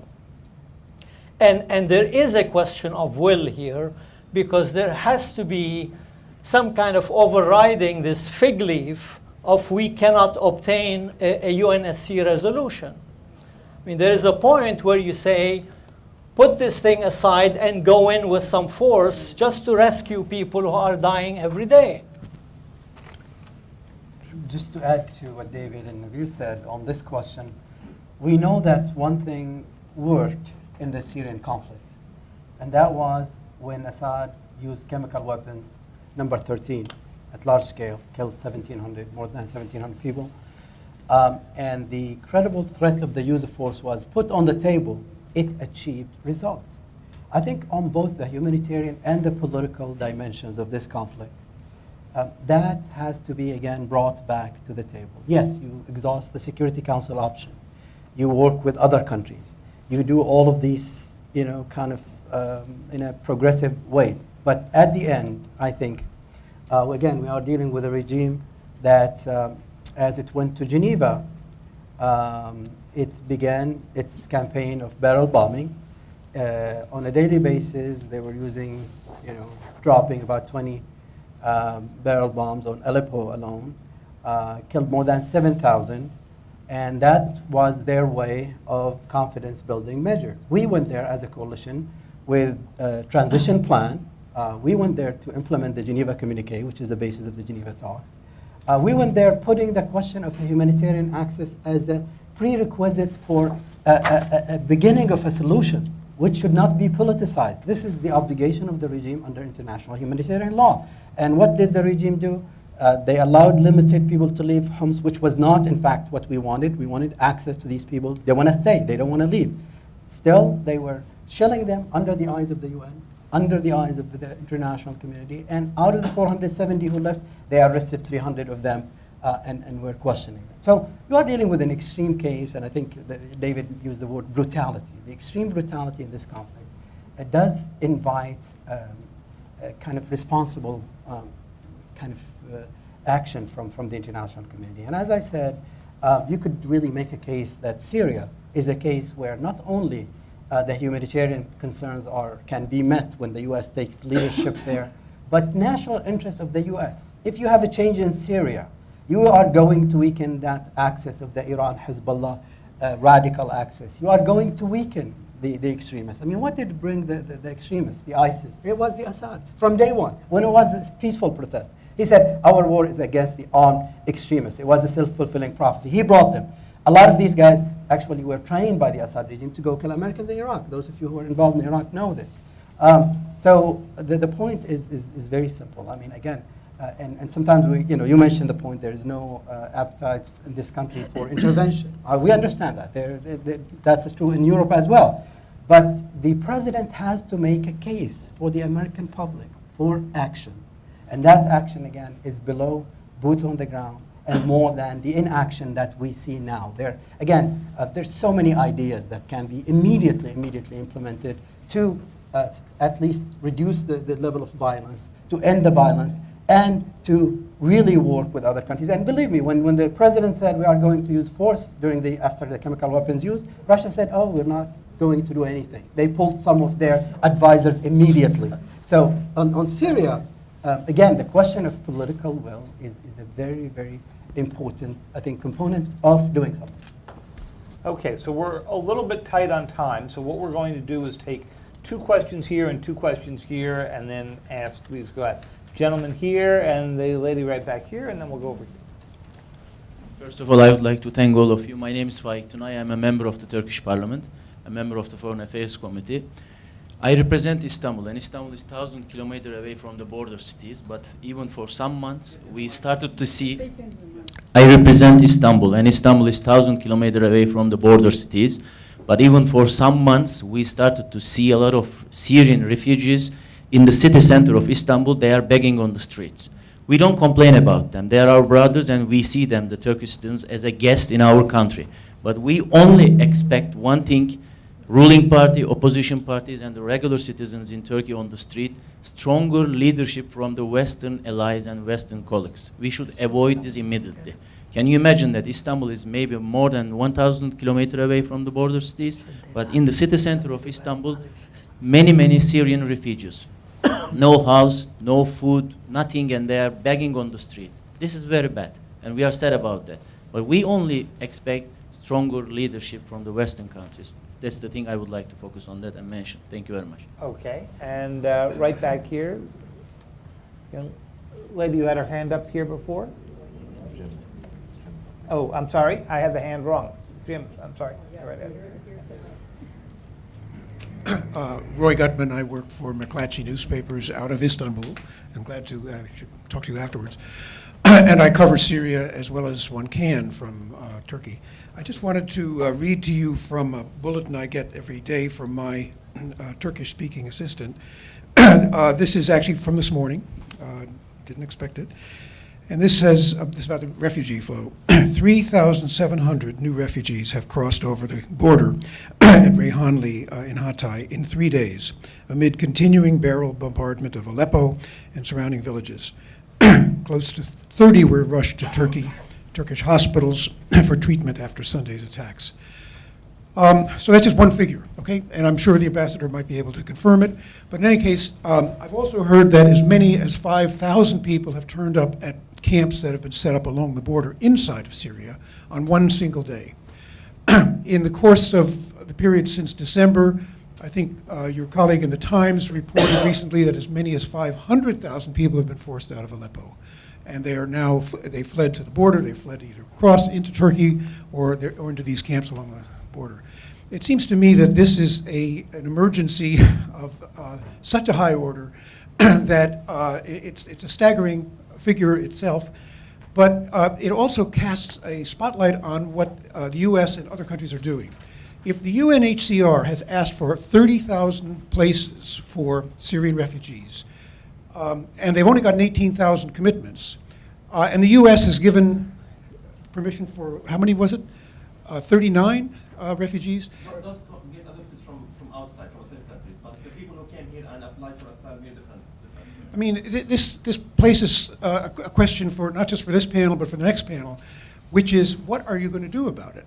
I don't think we've ever seen outflows like this. I mean, 1,000 people a day at one border crossing, 5,000 people a day to these camps just inside the border.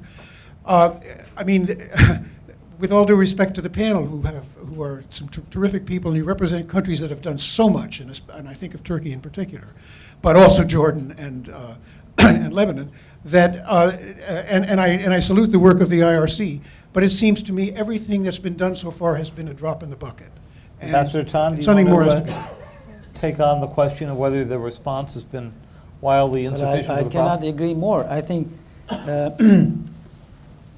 first, I believe this burden sharing thing should be taken into, seriously into account, because now our borders are open. We have been welcoming thousands of people, even one single day, as is put, I think, very rightfully. Getting those people in, of course, creates a lot of sympathy, but then how are you going to deal with it without any help from outside, enough help? This cannot continue like this. This really threatens our law and order. This threatens the social balances of the country. We have now, I think, in 22 different camps in 10 different cities, we have 225,000 refugees, and 500,000 more in different places.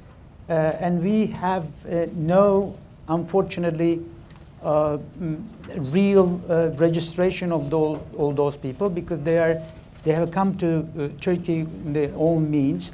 So I think, to make the long story short, I think we all know these problems. These are happening every day. But when it comes to addressing the problem, dealing with the problem, we do not receive I think, necessary help.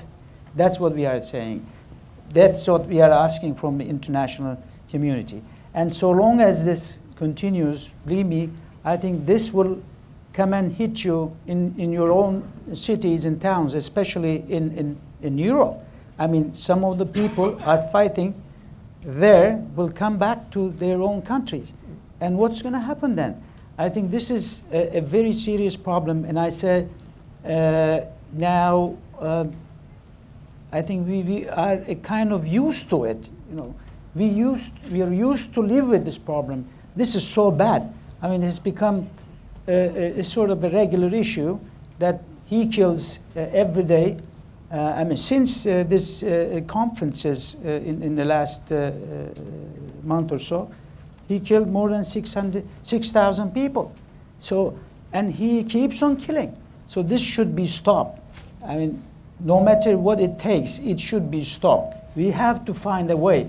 The entire international community cannot stand still and watch these people. And now what he makes is he pushes us to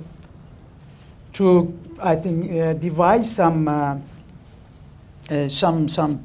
programs and plans and means to only focus on this entire humanitarian issue, but on the other side, he does nothing. So, Ambassador Brown, we're going to give you Yes, the last I word. would like just to add a couple of words to and very much resonate to what my colleague, Ambassador Turkey, have said. What next? We, from Jordanian perspective and internationalist perspective as well, a refugee takes him or her a second to flee their hometowns and to be away from danger. But that refugee takes him or her years and years to decide to go back home. And we have seen this in the Iraqi refugees that have sought shelter in Jordan. We have seen this in our brothers from the Palestinian authorities as well, and the Palestinians.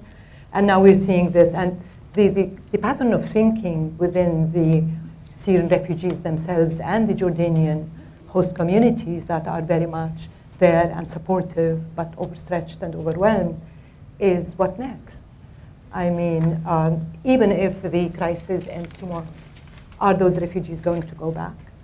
What about the host communities that are hosting the refugees right now, and they are in difficulty themselves and sharing the little bit that they have with the Syrian brothers and sisters that are coming and pouring through the borders? What do you do? What's the pattern of thinking? Are they going to stay? Are they going to be, to a third country?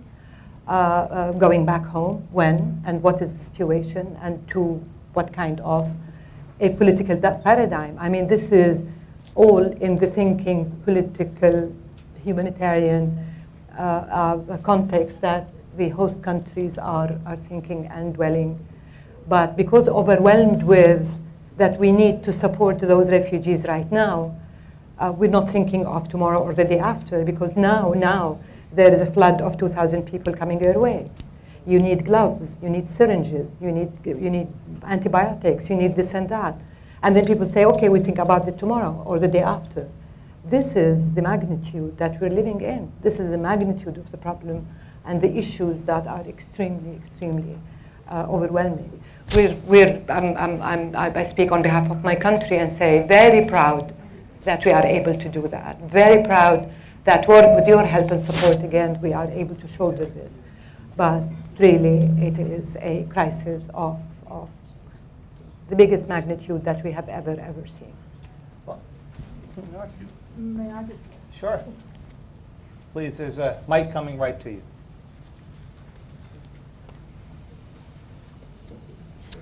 Just want to thank everyone here for, well, I won't repeat because time is short, but for all that you've contributed to this discussion in trying to cover as many pertinent aspects of this tragedy as possible. I just wanted to add a tiny thing from the Jordanian perspective, which the ambassador has articulated so beautifully, and with such humanity.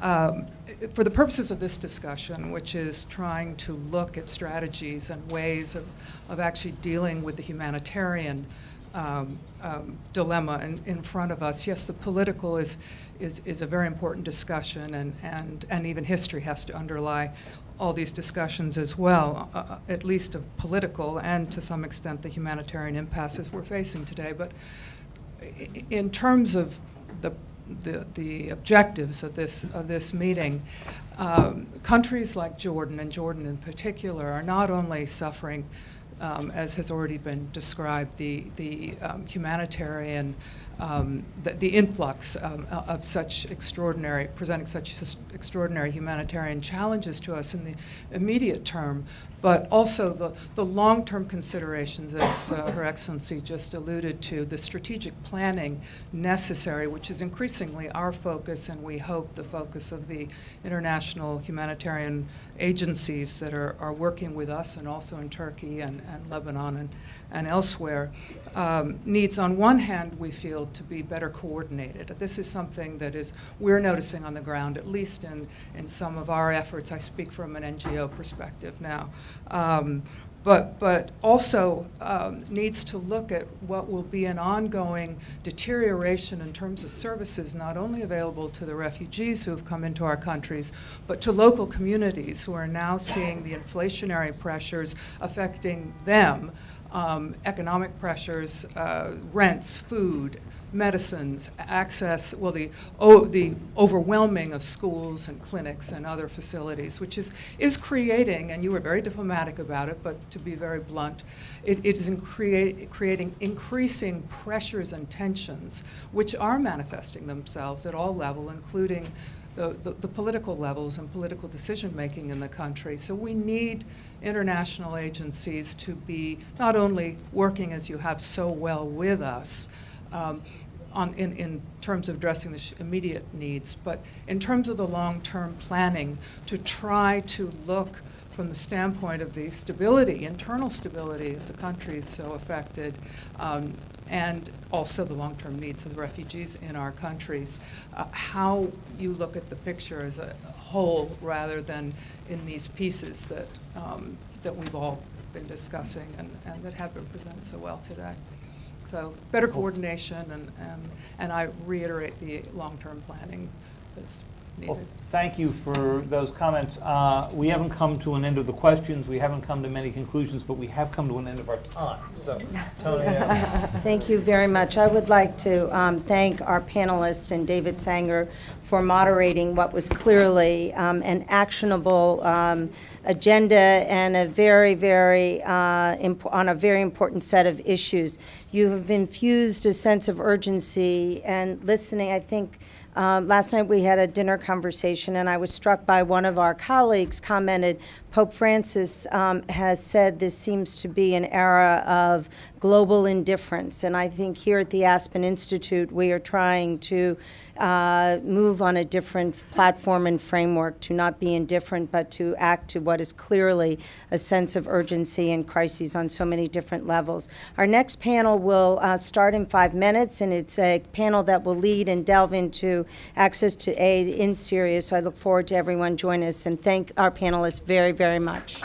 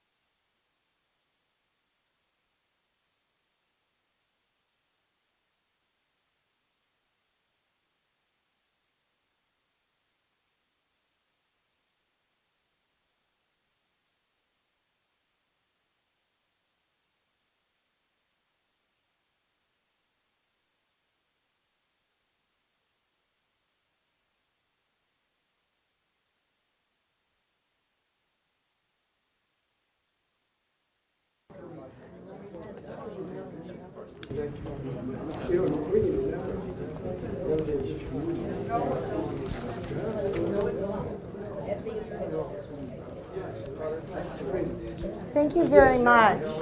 I think we're running a little over, and I know we have quite a bit to cover. If I could ask everyone to be seated, and those who are in the outer lobby, please come in and join us. We would like very much for you to have an opportunity to engage our panelists. So those of you who were here earlier had the opportunity to hear what was a very engaging discussion on the first panel. And I think they laid out quite nicely the framework of the variety of issues we are all discussing with regard to the Syria conflict and the crushing humanitarian consequences. And that it's just deepening and deepening. And forgive me for repeating myself, but I think with regard to, I mentioned earlier, Pope Francis recently commented that we are engaging in a period in the world community of global indifference to some of these humanitarian conflicts. And for me, that's just not acceptable. And I know that there is a great sense of anxiety and caring. The question on the table is, as we did earlier, what are the action pathways in terms of the specifics of trying to reach out to those who are in need, both within Syria, which is growing by the day, the consequences of the loss of life, the use of food as a weapon of war, and the inability of the humanitarian community writ large to be able to respond is just profoundly disturbing. But I'd like to, at that point, introduce our panelists. And I can't tell you how much I appreciate Assistant Secretary Ann Richard for joining us today. Ann is the Assistant Secretary, as you know so well, of State for Population, Refugees, and Migration. Prior to her appointment, Ann was Vice President of Government Relations and Advocacy for the International Rescue Committee, whom David Miliband was just here. David Miliband. We did not overlap. Teed up. I'm sorry you didn't. And David is a member of many of our Aspen groups, and he teed up very well, both in terms of the framework as well as the details of how one needs to respond. But on a personal note, Ann and I go back, quote unquote, a long way, and it is a privilege to have you and have here at Aspen. I can't tell you how pleased I am to see you, and I hope that this will be the beginning of an engagement of how we can, in the many iterations of what we do in terms of public-private partnerships, leave these conversations today with some sense of new ideas that we might be able to execute. And I would be remiss if I didn't acknowledge your colleague, Elizabeth Hopkins, because Elizabeth and I worked very closely together in the Clinton administration when I was at NEA. So it's awful nice to have this team back, but in a different context.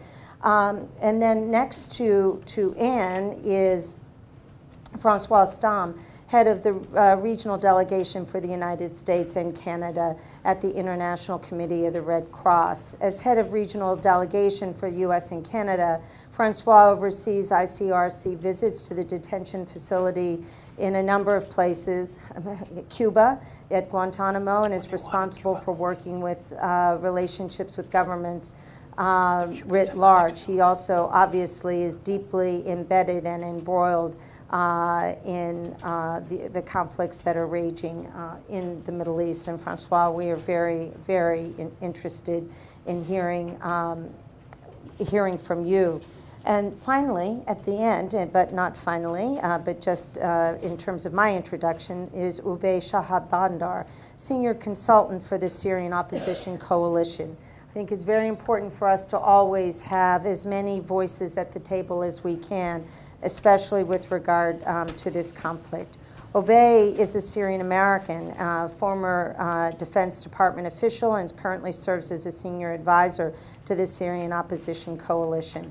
So I think that with that, and I'd like to, I know there will be a lot of questions in the room, but Anne, You're front and center. You are clearly responsible for responding to the United Nations' largest humanitarian appeal in history, asking for nearly $6.5 billion to address the needs in and around Syria.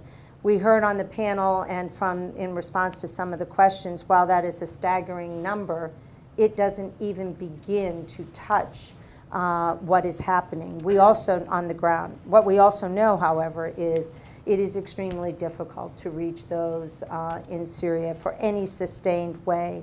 Admittedly, we have a UN Security Council resolution that was just passed, but I'm very interested to hear from you on both your thoughts on policy coordination and coordination in terms of so many of not only the humanitarian organizations, but the private sector and how they can help join this effort and begin to see leverage and impact.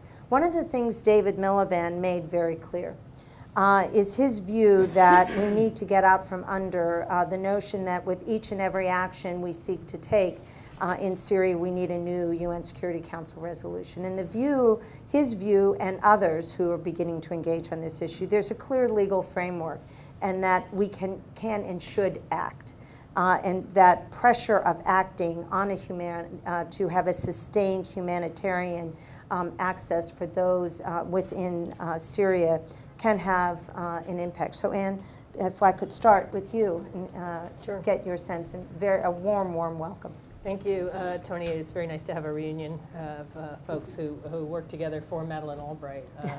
And I learned a lot at that time, including from you, so I appreciate seeing you today. As you probably discussed in the last panel, it's a terrible humanitarian crisis. There are millions of people inside Syria who are displaced or in need. We're particularly concerned with 3.3 million people who are in hard-to-reach areas, and another 250,000 who are in these besieged cities, where they find that aid can't get into them.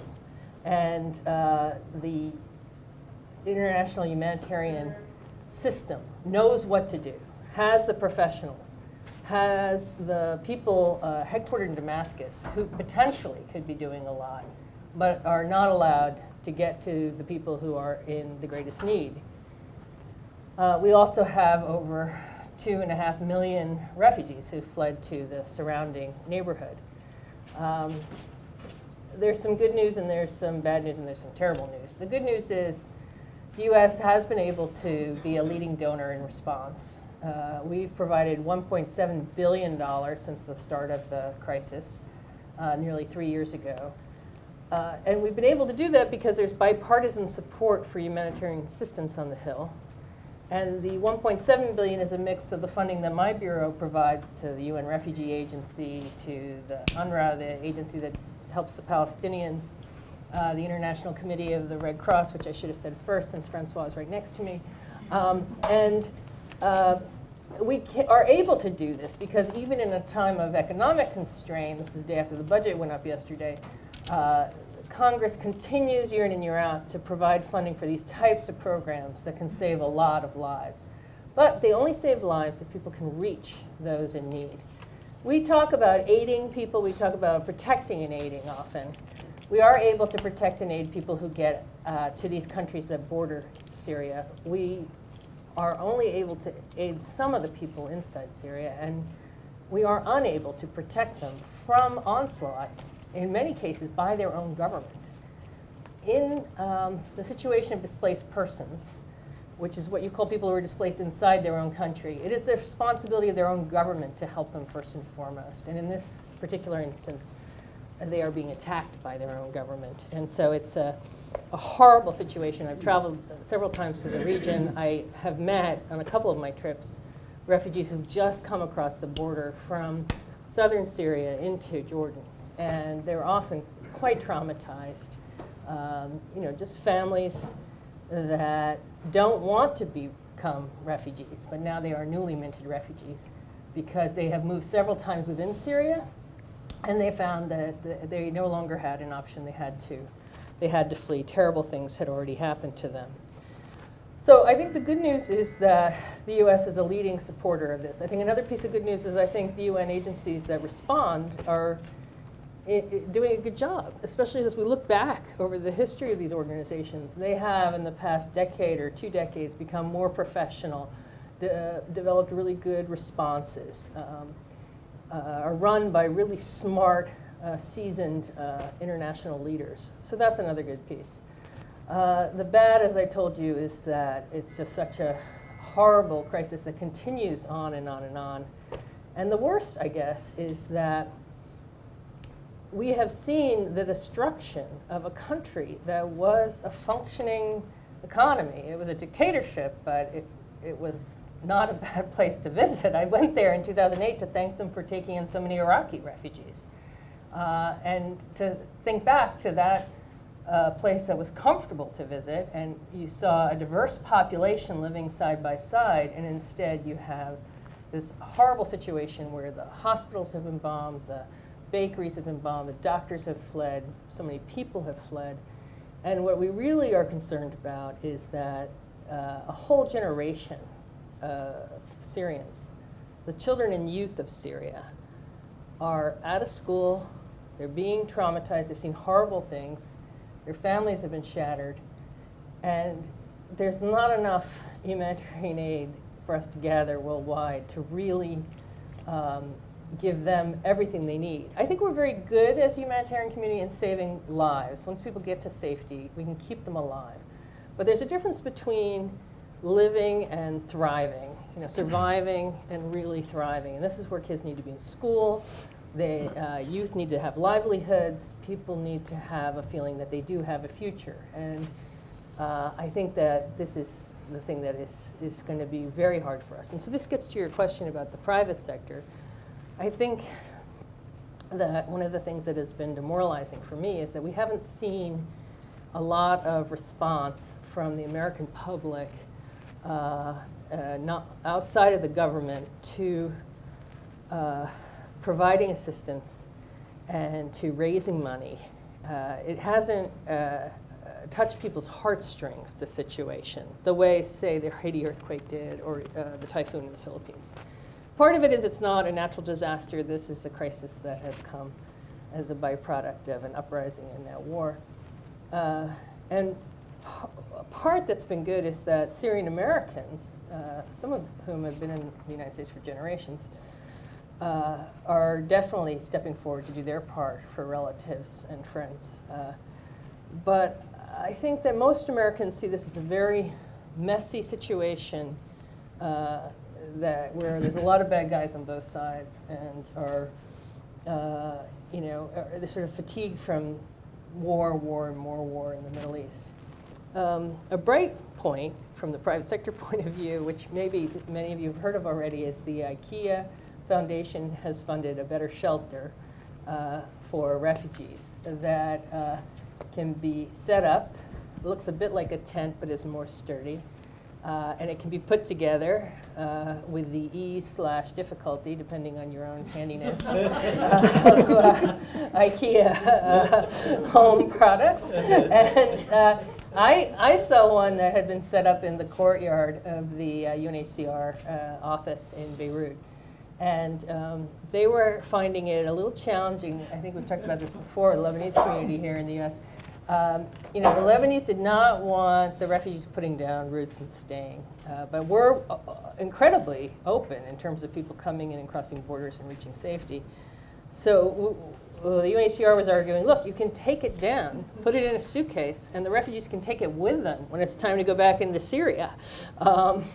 It took some time, but now they do have permission to use that for housing people in Lebanon. I'm afraid to go on too long, so I'll stop there. But just another question. I think the reality is, I think you're absolutely correct. There is this lack of clarity on, and I think it's why that the American public, it has not pulled at the heartstrings of the American public.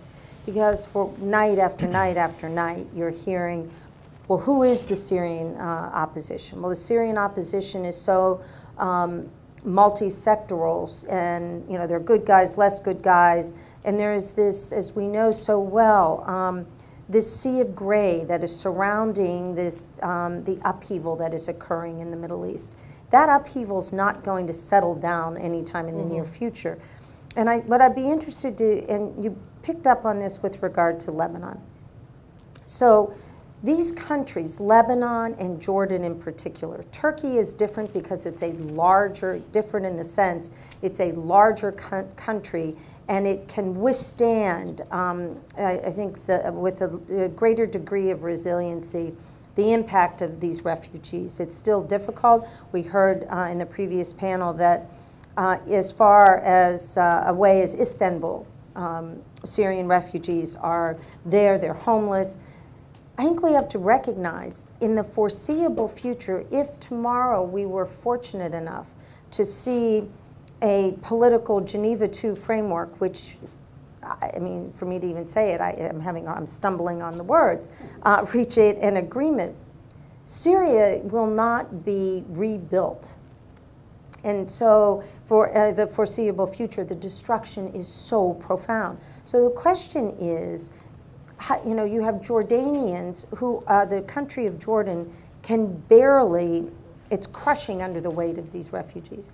Lebanon, with its confessional politics, is crushing under the now layering on of another refugee population. And yet, we have to have a call to action, and there has to be some sense of an actionable framework and agenda that can have private sector foundations and others hold on to something that can leverage what is, by all accounts, 1.7 billion is a significant amount of resources that are being mobilized. But if you can leverage even more, so I'm just curious, are you at this stage looking at other options that are, a timeline and framework that might lead to some different actionable ideas that can help change this dynamic? Yeah, one of the things that I find hopeful is that I've never seen the international community rally so quickly to move from talking about the emergency response to talking about the need for helping the neighboring countries support the refugees and keep their borders open.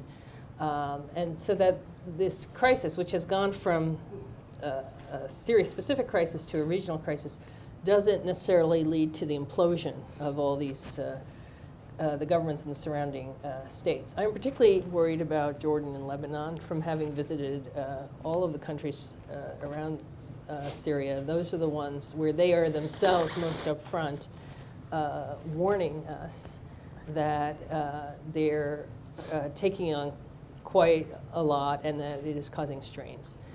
In Lebanon, there are no official camps, and so the entire country that is habitable is now got refugees living in it. And Lebanon's the size of Connecticut. And so it's just an incredible, they have more refugees than anyone else. They've got nearly 1 million registered. And so they see, and they have the least, perhaps, because of this, their own intergovernmental issues, they have the least ability to respond in a robust way to get kids into school. They've seen their hospital beds filled with refugees. They've seen the schools go to double and triple shifts. They've seen their, medical establishment facing a great deal of demand as people come across, as has Jordan. Jordan also is looking at issues with its water table and the camps that right now are using the water but could very quickly get to a point where they would be polluting the water. And as you taught me, in the Middle East, these are very dicey questions.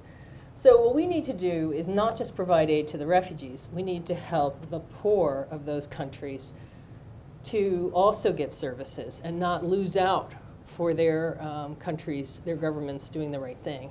And then we also have to make sure that the governments themselves are not destabilized by the phenomenon of being neighbors to Syria. I think some of the things that are smart that are being done is that some of the leaders, and I'm thinking of Killian Kleinschmidt, who runs the Zatri camp in northern Jordan, were quickly looking not just at this sort of one-time emergency response, but instead understanding that the refugees themselves knew that they wouldn't be going back quickly. And therefore, their preferences were to not live in a tent, but live in a sturdier shelter, something that more approximated a home. To have their own latrine and kitchen cooking equipment that's based more on the family model rather than communal latrines and communal kitchens. To make sure people had access to electricity, which is not something every refugee camp manager would think of right up front. But for these folks coming from Syria, this was something they were used to, and they wanted to recharge their cell phones and make sure that they stayed in touch with their families. So as any of us would if we were suddenly found ourselves in that kind of situation. So I thought that they were being smart in terms of trying to move from saving lives to having a daily life and setting that up. It's hard to do that. It's hard to get permission for refugees to work. It's hard to get permission for refugees to go to universities or get taught a livelihood. But these are the things that move beyond emergency relief that it would be great to be able to do if there were the appetite for that. On children, we have a No Lost Generation campaign that has been launched by UNHCR, UNICEF, World Vision, Save the Children, Mercy Corps, and others. I commend it to you. I believe you can go to childrenofsyria.info to learn more about it. And I believe it's hashtag Children of Syria for those of you who know what to do with that information. We also are making a big push to not just feed and clothe and shelter people, but to make sure women and girls especially are protected. And so Secretary Kerry has launched a Safe from the Start initiative that is global. But the idea is if we are involved as the international community in housing and giving sanctuary to people who have fled bad things, they should not be preyed upon, abused, and exploited in the places to which they have sought safety. So this is something that we're getting very good traction with UNHCR and with ICRC. Did I mention ICRC? No, you didn't. Okay. Yeah, so I think the most important piece is this idea of not just helping the victims of this violence, but helping the neighbors too. And that is, thank you for bringing all of those to our attention and for complementing what you're doing with the 1.7 billion, but these other pieces, and I really appreciate the granularity. So Francois, since Anne has mentioned you now on a number of occasions, we know ICRC is a very important and key player, and I would be very interested to have you map out with some granularity what the delivery of aid in Syria under these current circumstances, what you're specifically doing, how you're doing it, the roadblocks, literally and figuratively, and then expanding out on that in the context of what we've been talking about with regard to the countries in the region. So, Francois. Thank you. Thank you very much for the invitation. Yes, I will focus on the challenges, on the difficulties. Let me just say a few words on what we can do, what we are doing actually in Syria, because Syria in 2013 and in 2014 is our largest budget. We have a budget of over $100 million in Syria. So there is still a lot we can do. And we tend even internally to forget about it because we are so frustrated with some of the shortcomings and challenges. But it's also important to remind ourselves what is being done with all these resources. We have a permanent staff of 200 inside Syria, both Syrians and international, about 35 international staff. We have 3 permanent presences, Damascus, Tartus on the sea, and Aleppo. It is difficult, it is dangerous. We work closely with the Syrian Arab Red Crescent Society. Just as a reminder, 34 of them have been killed in the line of duty since the beginning of the conflict 3 years ago. I still have 3 ICRC colleagues who have been kidnapped in October. We are still without news from them. So it is a very, very difficult context. What we can do is provide assistance to nearly 2 million people inside Syria on a monthly basis. Water, I'd like to start with water because it's not often noticed, but it's very important. It's something that covers 80% of the territory. ICRC supports, works closely with the municipal water boards and provides spare parts, expertise, and chemicals to treat the water, so to ensure that potable water keeps flowing towards most of the inhabitants of Syria. And so far, the good news is that water is not politicized. I mean, we can deal with this issue without too many problems, unlike medical assistance. I will come back to this. And we can also provide food parcels and household items to respectively over 2 million people and close to 1 million people. So this goes on a regular basis. We have convoys, we have assistance convoys that leave out of Damascus, out of Tartus, which is a logistical base now that we have on the sea. We try as much as we can to cross the lines in order to also provide assistance in those areas controlled by the opposition. You are familiar with the two models that exist that are basically available to a humanitarian organization that wants to work in Syria. Either you work out of Damascus and you try to work your way across the lines in order to reach all the country, or as some others are choosing, you enter from Turkey mostly and you work in those areas controlled by the opposition. But so far, it is either or. I mean, you can't have both models. There was some hope and expectation that the recent UN Security Council resolution would allow this cross-line and cross-border. I think the jury is still out on this, but so far we don't see on the ground that it is possible. So our choice has been to work with the government out of Damascus and to try as much as we can to cross the lines and to bring this assistance in the other areas also controlled by the opposition. Now the challenges, I just like to list the three main ones. The first one has been already mentioned, is besieged areas. It's very difficult to get to them. I'd like also to say that, I mean, you should not have besieged areas to start with, according to international humanitarian law. I mean, the parties of the conflict have the obligation to provide assistance to the civilian population under the areas they control. If they can't do this, they should at least let organizations bring assistance. And if this is not possible, they should let everybody who wants to leave. Obviously, this is not happening. As you know, we have many people living in extremely difficult conditions in these besieged areas where access is all but impossible. A special note on provision of medical care, and this is where Syria is unfortunately and negatively very specific. It is extremely difficult to provide medical surgical assistance in the Syrian conflict.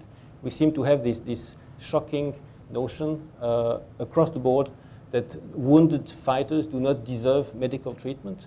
And from that on, you have a knock-on effect on the whole medical health infrastructure of the country. It has been targeted. I mean, the level of respect for the most basic norms of humanitarian law, of law of armed conflict, of other basic norms is shockingly low. Medical facilities, as you know, have been targeted. Many doctors have been killed, have been threatened for treating the wrong patients. Many have fled.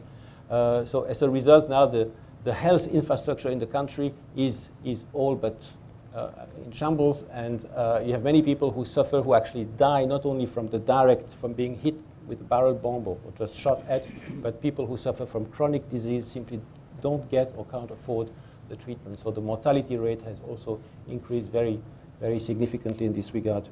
And it is very difficult to fight this notion that, yes, wounded enemies, wounded fighters do not deserve medical treatment. And you have people who say this to your face, and to be honest, even for our experienced staff, it's something that we have not heard in a long time. The third challenge is access to persons detained. In a normal situation, in a place like Syria, the ICRC would have a massive detention operation, would visit thousands of persons detained in relation to the conflict. We know that tens of thousands of persons are probably detained. We have, of course, seen those very worrying and unfortunately credible allegations that thousands could have been killed or could have died in prisons since the beginning of the conflict. We keep negotiating. This is a top priority for us. Our President, Peter Maurer, has been recently to Syria again to seek access. But so far, we still don't have access to persons detained in relation to the conflict. Just as an illustration, next door in Iraq, we visit 30,000 persons detained by all branches of the government.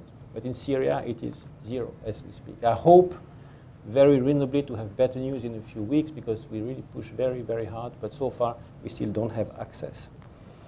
In terms, you mentioned the checkpoint, the difficulties of working in Syria. Somehow, when you are in Syria, you are, on one side, you have a very strong, confident, unyielding government, and on the other side, a very fragmented and divided opposition.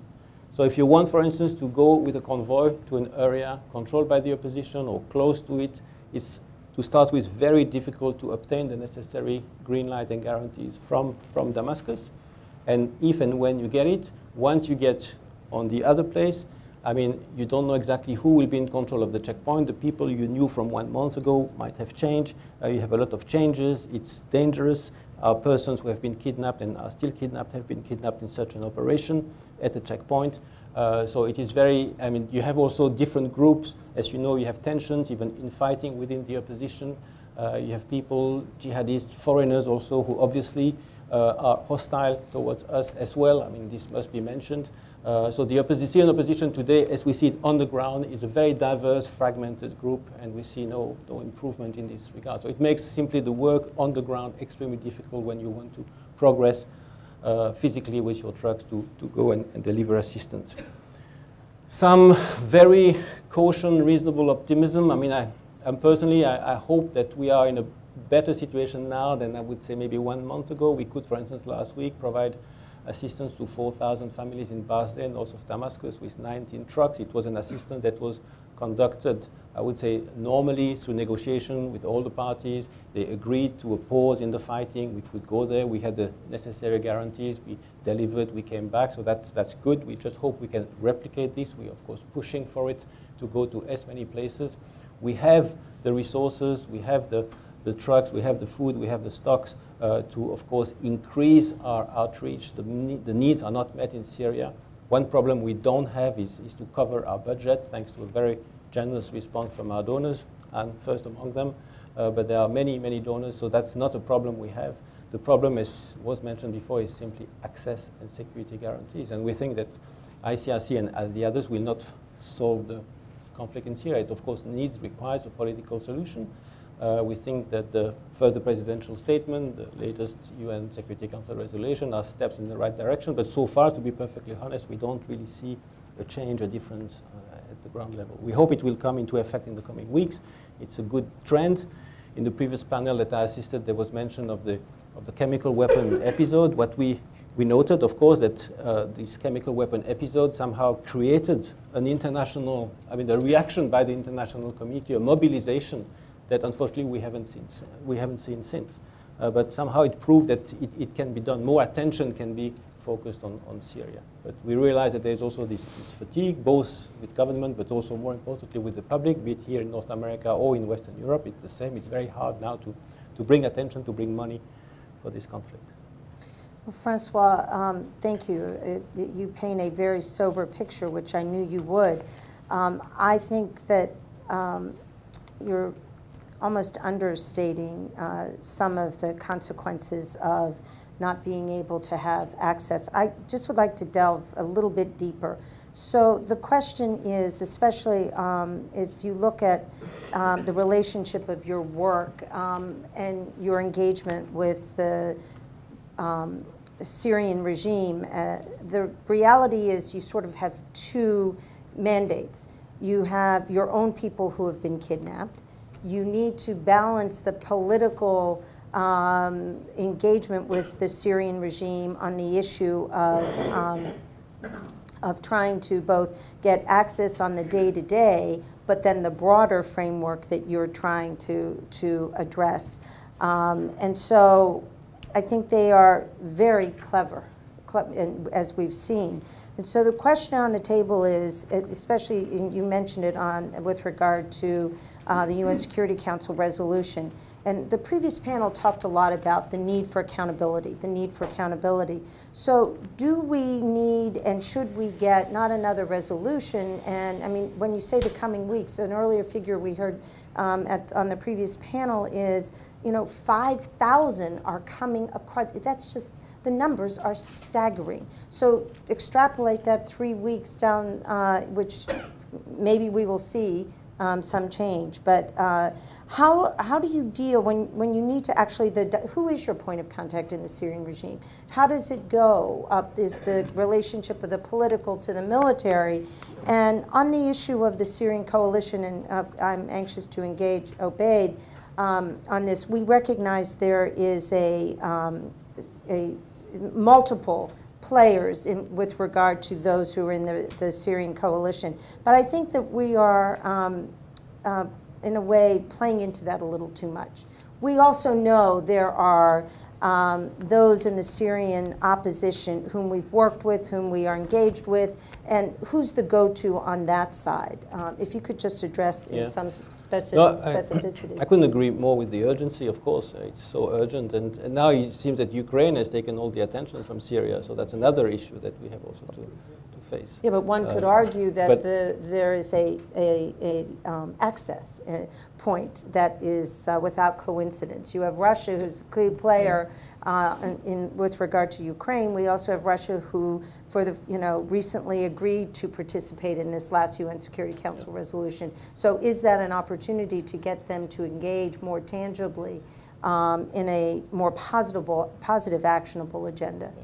Well, what we see from where we stand is there is no emergency situation in Ukraine. There's an enormous one in Syria. Yeah.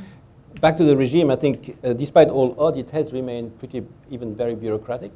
So you deal with the foreign affairs, with you said not verbal, you ask for meetings that are granted or not granted. It's, of course, yeah, they are clever. Nothing's changed. Yeah, so it's painful, it's difficult, it's frustrating.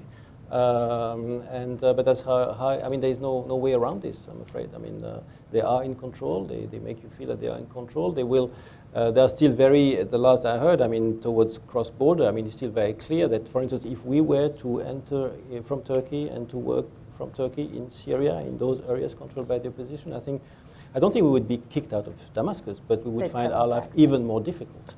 So it would take even more delay, and we have all the signals. So it is a delicate balance to achieve. How much you can push, how much you can say publicly as well, while maintaining the best possible chances for your convoys to get through, for your team to be able to visit the prisoners. But we also try to lobby the international community. We try to address the states that we feel are listened to more carefully by the regime in Damascus, places like Moscow, like Tehran. We follow every option, really.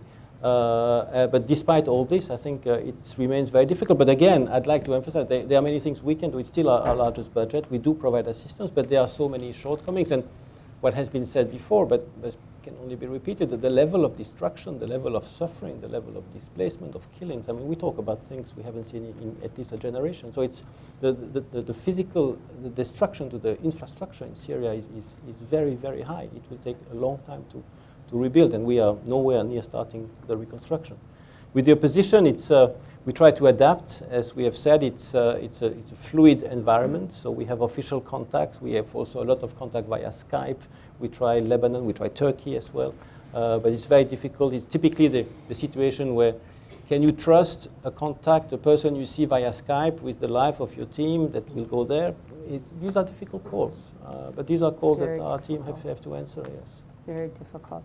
Obaid, thank you for joining us, and I'd be very interested in having you both present your perspective, but also respond to the questions that have been laid out before you, not only those most immediately in terms of access, but how you see the situation and this crushing sense of urgency on the humanitarian side. But what is the Syrian opposition coalition doing to help facilitate and recognizing, I mean, jihadists are coming in from outside of Syria. They're coming from outside the region now. There's a change-up that's going on, and it's only going to impact and polarize this conflict even more. So I'm interested to have you share your thoughts with us. Absolutely, and thank you for having me. I just want to reiterate just the historical scale of the suffering and the destruction that the Syrian people are facing today. And it's really critical for us to look at the engines and the drivers of the internal displacement of what's leading people to stream out of the country in the millions. We've heard the numbers of over 6 million displaced inside the country, over 9 million, half the country assessed to be in need of some sort of humanitarian aid, with 3 million in the most hardest hit areas that simply cannot be reached because they are inside in a besieged areas, in an area that the United Nations has now termed areas facing a starvation until submission campaign that is launched by the Assad regime. So it's critical for us to look at not only reactive measures on how does the international community deal with the outflow of refugees and with the millions that are forced out of their homes because of the Assad regime's warplanes and attack helicopters, we must also look at preventative measures. This is where it's critical to look at policy options, because given the understanding, the international community can only do so much to stem this hemorrhaging wound. When we have thousands being forced out of their homes on monthly basis, where you have hundreds of families crossing the northern and southern borders, where you have, at least in Aleppo alone, over 20,000 internally displaced in just the past 2 months because of an accelerated barrel bombing campaign by the Assad regime. We have to look at the core root of the problem, and not just at reactive measures that the international community has nobly taken a very dedicated effort helping the Syrian people and alleviating their pain.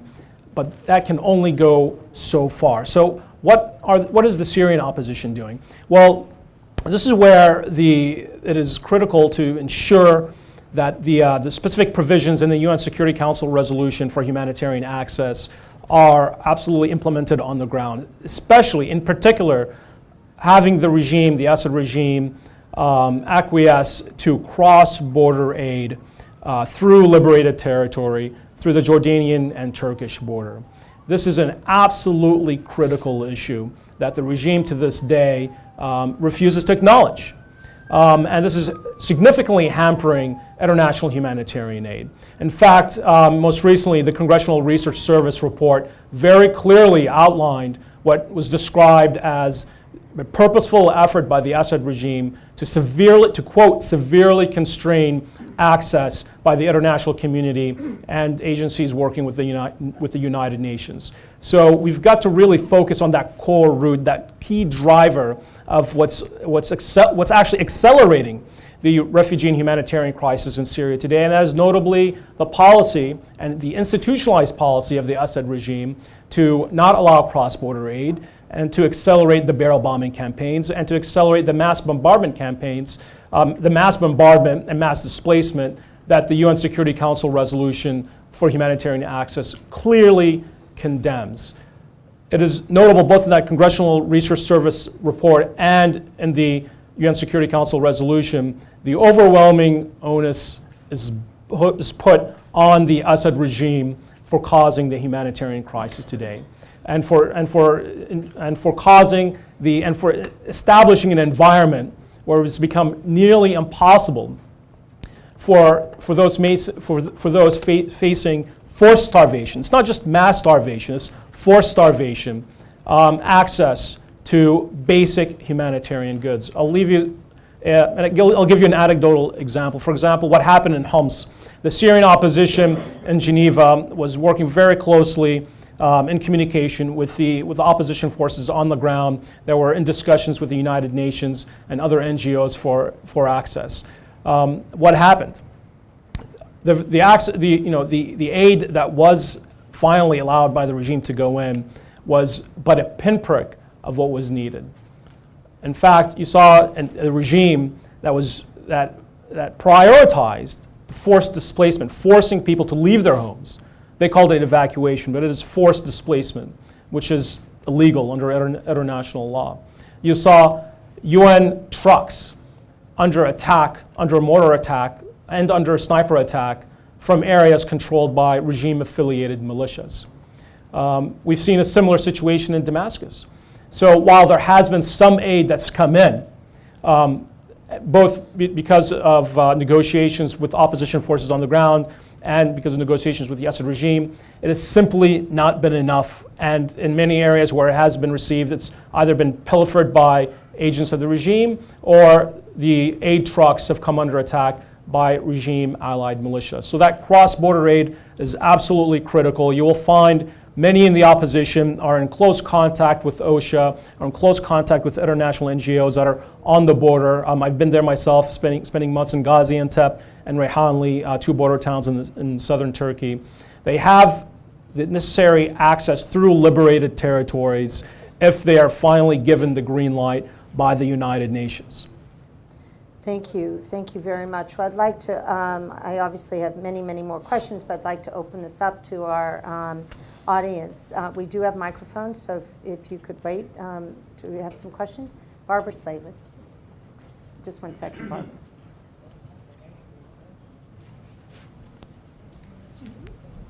Hi, Barbara Slavin from the Atlantic Council, and I'll monitor. Assistant Secretary Richard, the last time we spoke, you were having some difficulty convincing the Saudis and others to coordinate their assistance and give more of their aid through international organizations rather than through private channels. Has there been any change in that situation since we last spoke? What we've seen is that many of the Gulf states are being generous, but not necessarily coordinating their effort, and not necessarily through the leading UN agencies. The one big exception that I want to single out for praise is Kuwait. Kuwait held for the second time a major international pledging conference to raise humanitarian assistance to respond to the crisis. They led all the nations that came to that pledging conference in pledges. And they, last year, chose to funnel all their funding through UN agencies and other international organizations. So what I would like to do is to try to recruit more of the countries from the region to follow Kuwait's lead. The United Arab Emirates, for example, has been very generous. I just saw the ambassador last week, and he was highlighting for me some of the giving, the charitable contributions that the Emiratis were making, and also the Emiratis have built a camp in Jordan. But I think they could do more in terms of plugging into this international humanitarian system that the U.S. has invested in over the years, that the Brits and the Europeans also have built up over time. So that the major donors to use this as a way to ensure that our contributions are coordinated and go to the or go out in a smart way. And so we'd like to see more countries come to the table. I was curious, for all of you, is there a policy on getting aid to areas that are under the control of Islamist groups, including groups that are on the U.S. terrorism list, like the Nusra Front? Are they somehow barred from that, or ICRC, do you try to get aid to them as well? Yeah. Now, maybe just to concur with Anne on Kuwait, I mean, we got $25 million last year and $25 million this year again from Kuwait for Syria, so it's unheard of as far as the ICRC is concerned. It was a very welcome development. Now, on your question, it's very relevant. It's not proper to Syria. You have also, I mean, the issue of humanitarian organization providing aid in areas controlled by radical or terrorist groups. You also have Al-Shabaab in Somalia and other groups. So we have a very open and transparent discussion on those issues with our donors, and we are very transparent as to how we proceed. Remote control operations are usually more sensitive because some people are concerned that actually the groups will be in control of the aid. So I think the only response I can give you is that in the case of Syria, we haven't had this issue so far. I think we do control the end usage of the assistance. We do, together with the SARC, sometimes the SARC alone, but most often together with the ICRC, we are in the convoy, so we have a good control on what is happening.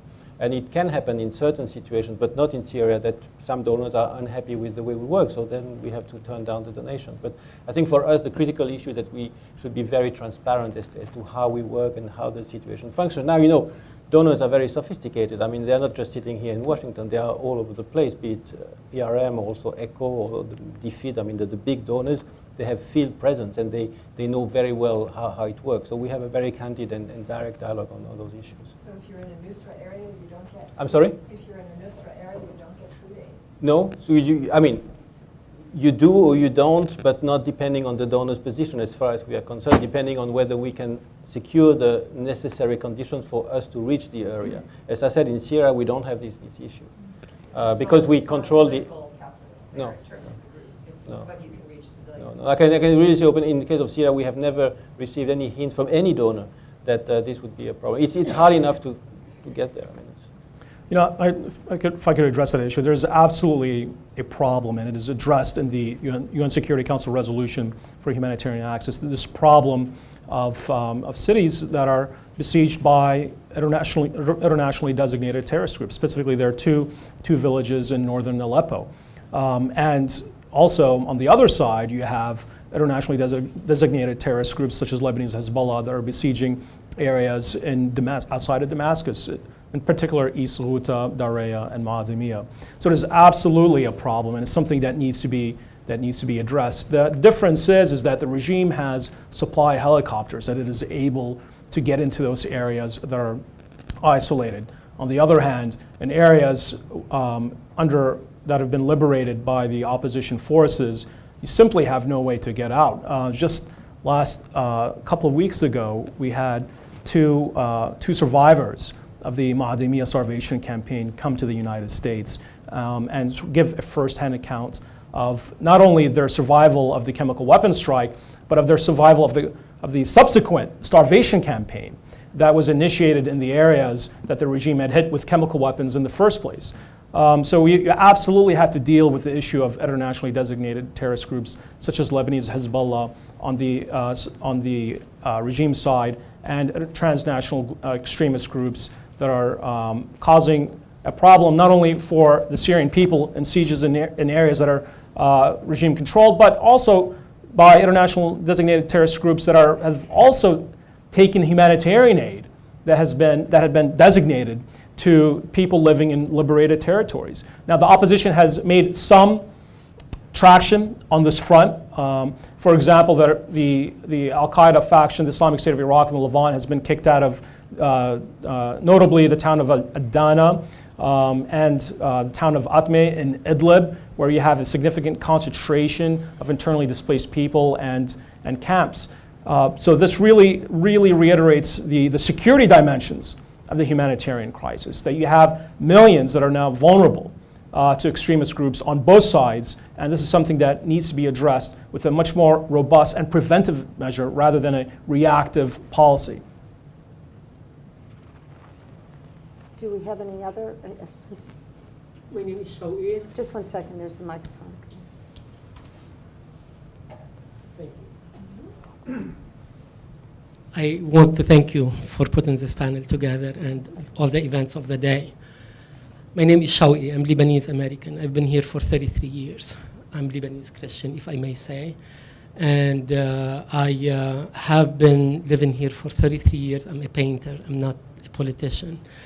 And I meditate a lot on what's happening. And I have a lot of questions about religion, because religion has been used, as everybody knows, as a tool for political action and discrimination and destruction. No one in the panel today, in either panel, has mentioned the relationship between the donor people and the people who are receiving that. And you know what you mentioned about Saudi Arabia not cooperating, I think that's a great question to ask. Why not? And when it is divided over a religious barrier, you see, I'm leaving today with more pain than hope. You know, the gentleman in the previous panel who spoke about the Syrian who came to Istanbul, and I didn't have a chance to ask the question, but after the panel was over, I asked him, what is the population of Istanbul? He said 15 million. And he's complaining about, well, addressing the issues that they traveled 1,000 miles. In Lebanon, I've heard statistics that we have 800,000 refugees. In the previous panel, you guys said 1 million. I hear from Lebanon 1.4. The whole Lebanese population is 4 million. One of every 4 people is a Syrian refugee. And you know, yes, the Hezbollah issue is a big issue. Yes, the pro and cons within the government are big issues. How does any mind, no matter how much you want to give, can deal with that tragedy of a massive scale where there is no solution? And one of the things that I've been trying to understand this afternoon, like when the moderator asked the question to both the ambassador of Turkey and the representative of the Syrian resistance, They said the United States can do a lot of things. And he threw the question back at them. What do you want us to do? So what would you like what's your What I would like to ask from you guys is how do you deal with all these questions when the people who are supposed to protect these people are the people that are part of the problem? And I know from the fact that when we had the Lebanese crisis that you give supply and you give money and it disappears. How do you deal with issues like that? How do you deal with the issue that the people who are supposed to protect are themselves part of the problem? Right. You said, Yeah. and you're specifically talking about which people then? I think they're everywhere. I think they are in Lebanon. I think they are in Syria. I think they are part of the Middle Eastern culture where you give aid and it disappears in the pockets of politicians and it doesn't reach the people that it's supposed to reach. Oh, I see. Well, I've seen tremendous generosity demonstrated in the region. For us, it's not a question of whether there's a generous impulse. And also, I've seen, this phenomenon of zakat, if I'm pronouncing it correctly, of Muslim charitable contributions demonstrated over and over and over again. The issues that I'm mostly worried about is the funding coordinated? Are the things being given useful? Is it money being given instead of things because money is more practical? These are issues that are basic good donorship issues. So if you really care about the people, the refugees, the displaced people, you want to give them what they need.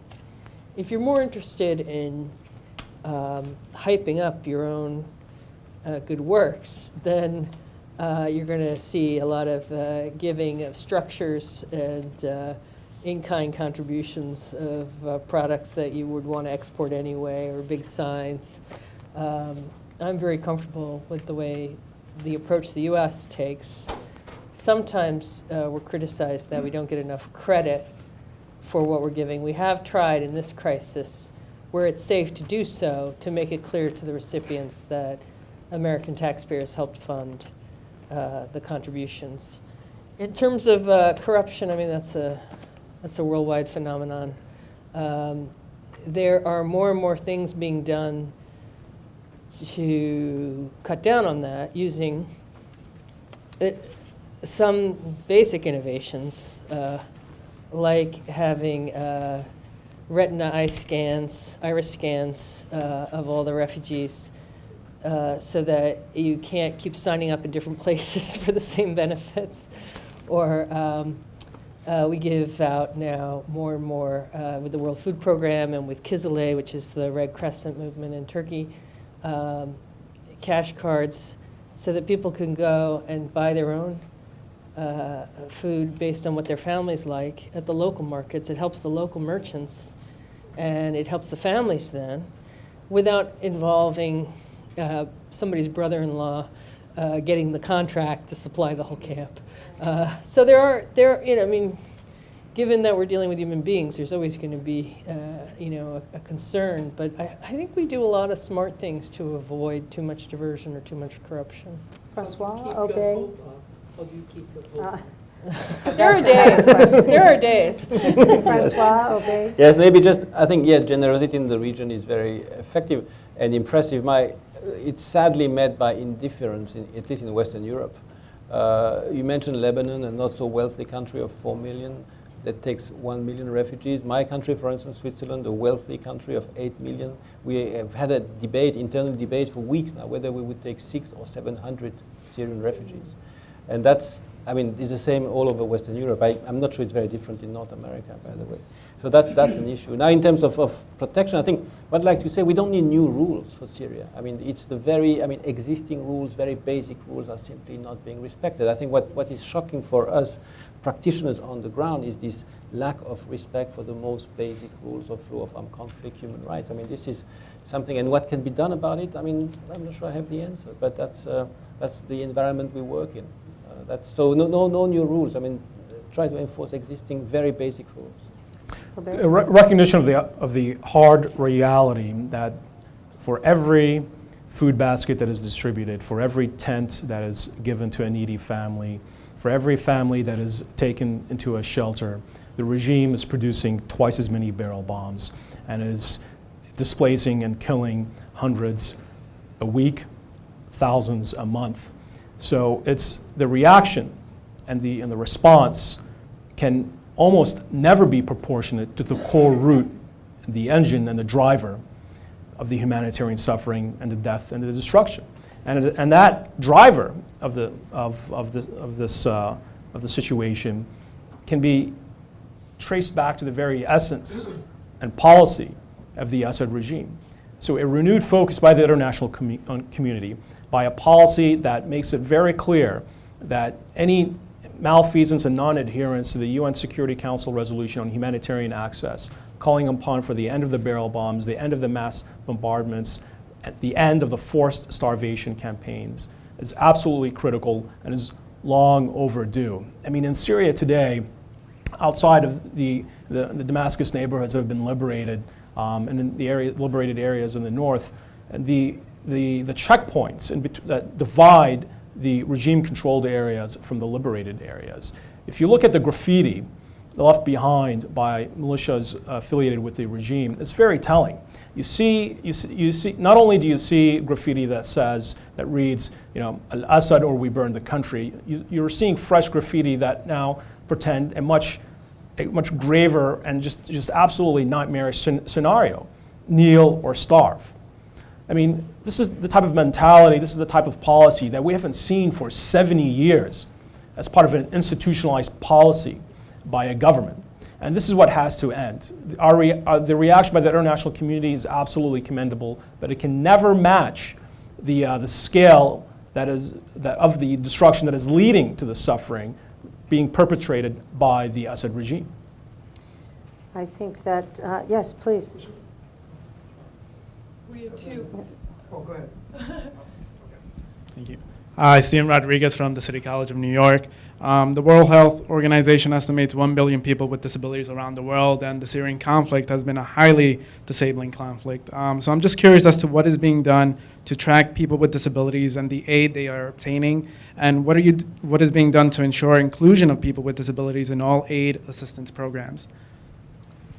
Well, the answer, I'm afraid, is not much. It's like school kids don't go to school. I mean, these are, of course, victims of the conflict, indirect victims, even if they are not directly bombed. I mean, they don't get the care they are entitled, they don't get the rehabilitation they are entitled to.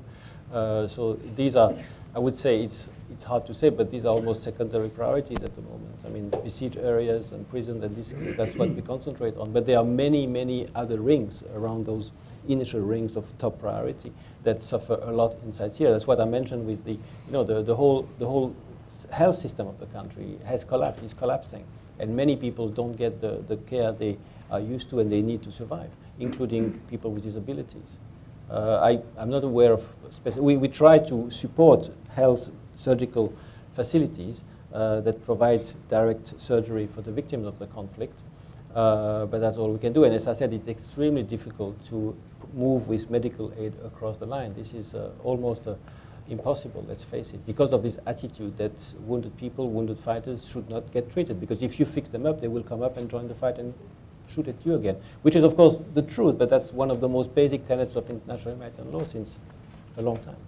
I do think there is more attention to the fact that in any group of refugees or displaced people, we have to be we can no longer treat them as if they were a monolithic whole. We have to look at specific needs of different parts of the group. So that means children, women and girls, the elderly, and certainly also the disabled. And I think one of the challenges, even if people with a disabled family member get to safety in another country, is many refugees are living in the cities. Far more live in cities than in the camps. I should have said that earlier. And so if you are unable to walk and you are in an apartment, will the aid workers reach you? Will they know where you are? Will your needs be identified and captured? And will there be a response to you? And so that's a challenge for our partners that work in all the cities in the region is trying to ensure that we get refugees registered, their needs are assessed, and then the services that they need are provided. I met yesterday with some Americans from the Syrian American Medical Society, and they were concerned. And it was similar to what you were saying, where life-saving work takes place, but the types of things that we take for granted in the United States, the sort of follow-on, secondary, tertiary care, is not necessarily being provided because of the focus on the emergency, urgent pieces of it, and needing funding to stretch funding as far as it can go.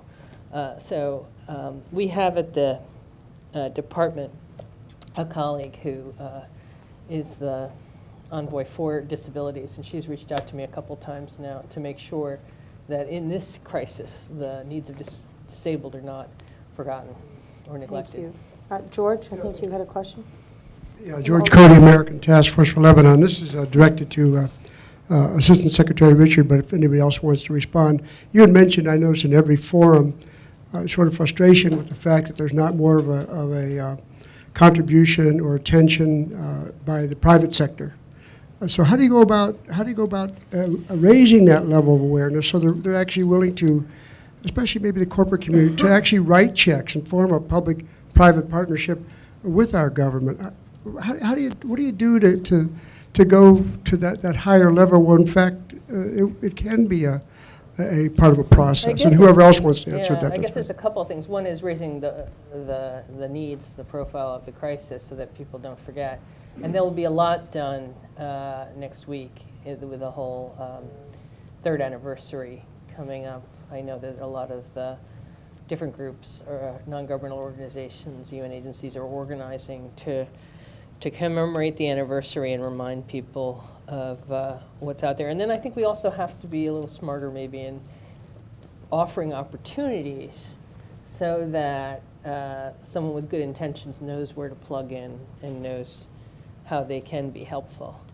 I think writing a check is the most helpful thing. However, sometimes people want to do other things. So, and I know it's important to Secretary Kerry too. I mean, this is not a controversial idea that we should do more with the private sector.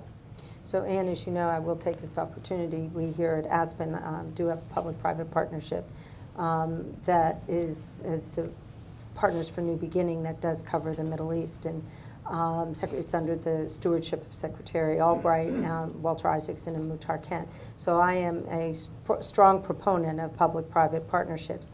But in order for them to be effective, you have to have clarity of what you are asking and a vision of stick-to-itiveness.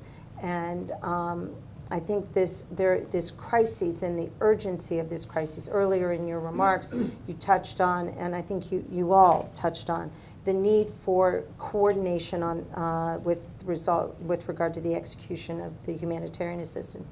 But the reality is we need coordination on multiple levels as it relates to Syria and doubling down our efforts. But you look at, we're 3 years into this, and Syria is well on its way to being the world's largest refugee crisis. And it's like all of a sudden, the American public, you can, I think also in Western Europe, you just move on. It's like the next thing. It's, you can't, the attention span is so short, and this urgency is so crushing. And I think our collective job is to elevate that and work with you all to try, all of you, both who are executing, but also those who are trying to look at, and I think we have an opportunity with this UN Security Council resolution to build out that existing framework and sort of try to elevate the call to action, if you will, on multiple levels, and not have a sequential, well, you can't do this until you do that, sort of all hands on, and then all of a sudden things can bubble up. But the reality is we have a lost generation of youth. And I'm listening to you all. I mean, you can't, it's so hard to even write this down, because the reality is young people, they aren't being educated. And look at the situation in Jordan. Jordan is crushing under the weight of these refugees. and they're, you know, they can't take care of the Jordanians in school, let alone this layering on of existing refugees. Lebanon is absolutely, and in Lebanon, they're not camps. They're, and for the obvious political reasons, it makes it even more difficult for you all. But I like to look at, you know, sort of problem solving, and I do think what we have in front of us is not only the anniversary of the conflict, but also an opportunity with regard to this latest UN Security Council resolution.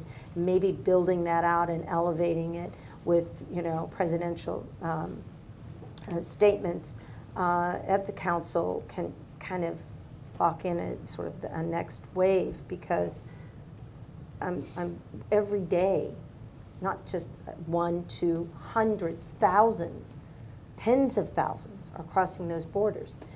So I'm going to, with that, I would like to suggest that we have so much more to do. We here at the Aspen Institute will continue to engage with you all. We'd like very much to look at what we can do more practically and tangibly. And I thank you very much, Anne, for joining us, Francois and Obey. Thank our audience, too. It's been a very interesting day. Thank you very much.